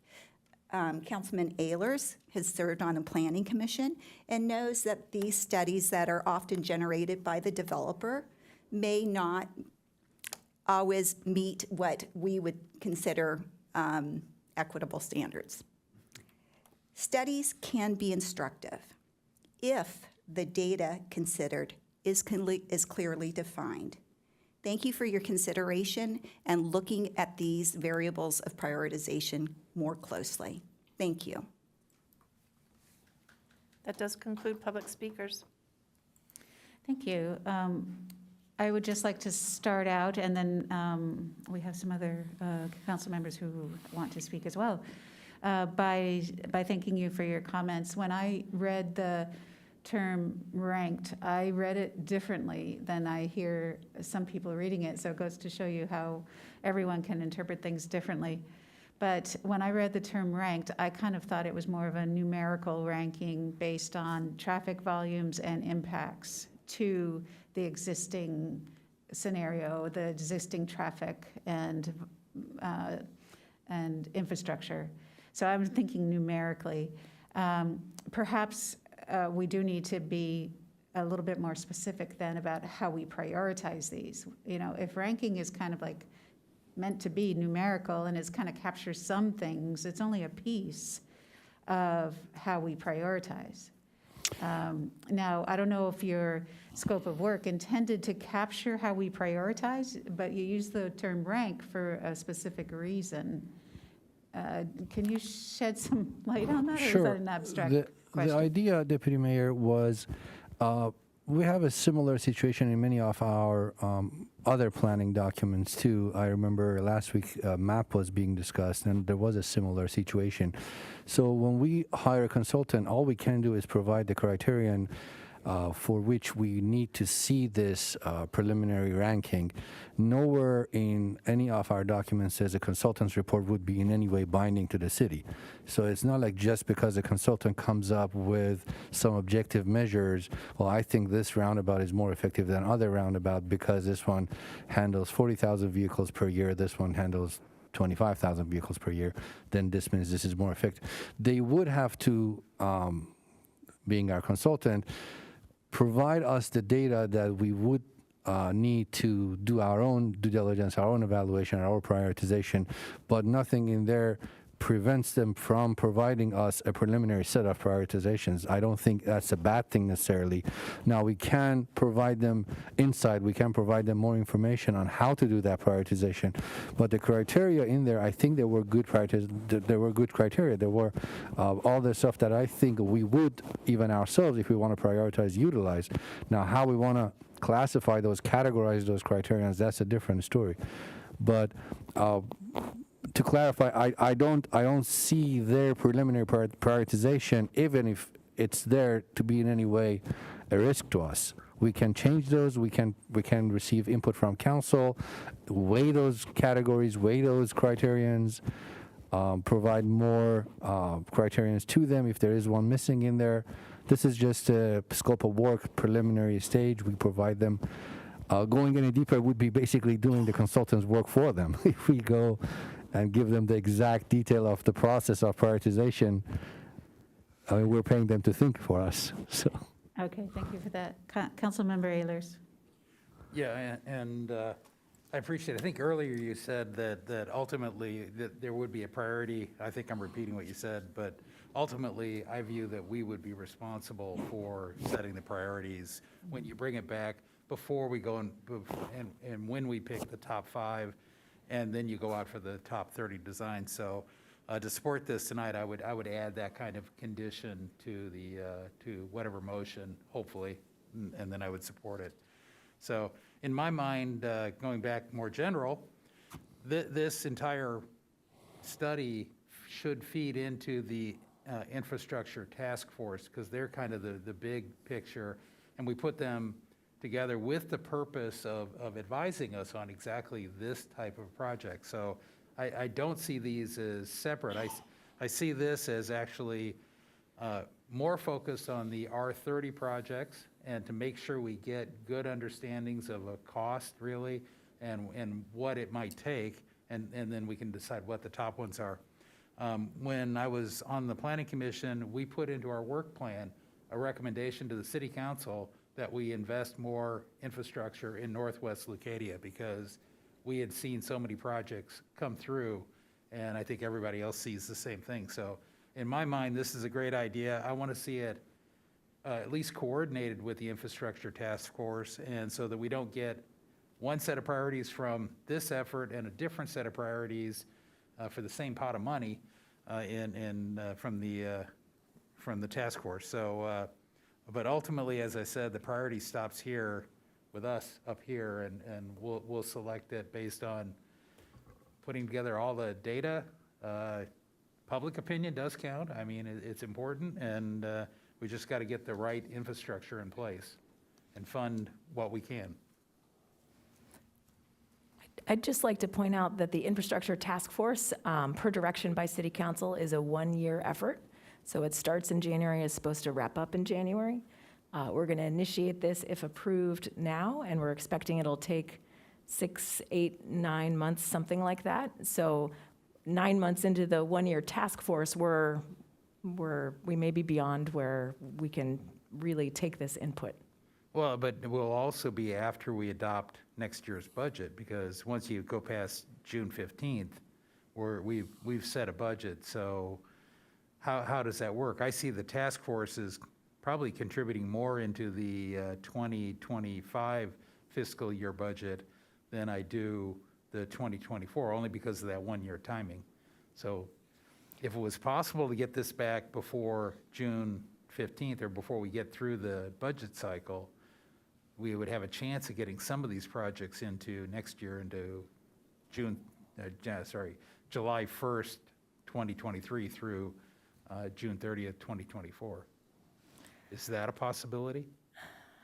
We'd have to talk to the consultant. That's not the time frame that we had been talking with, because, as this scope includes community meetings that will have to be scheduled and noticed, and a review of existing documents, and then site visits to all the sites, and developing potential solutions in front of all those sites that can be ranked by staff. So certainly we appreciate the importance of this, and we would love to make sure that these projects can be considered as part of the infrastructure task force.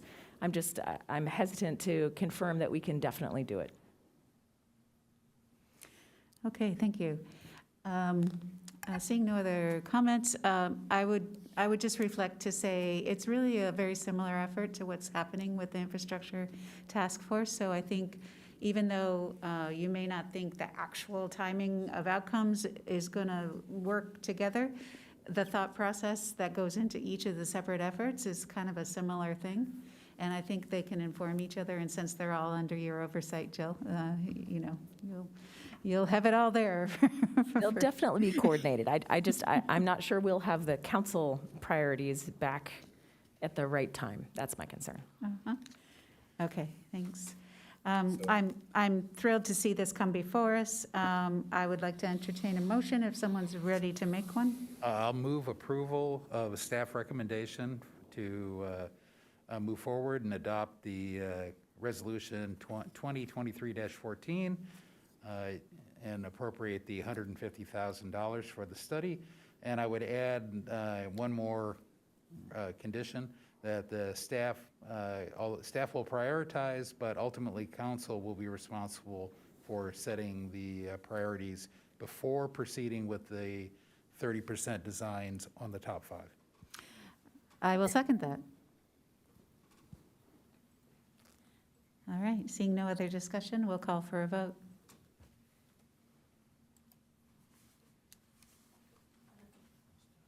That motion carries unanimously with Councilmember Hinsey and Mayor Kranz absent.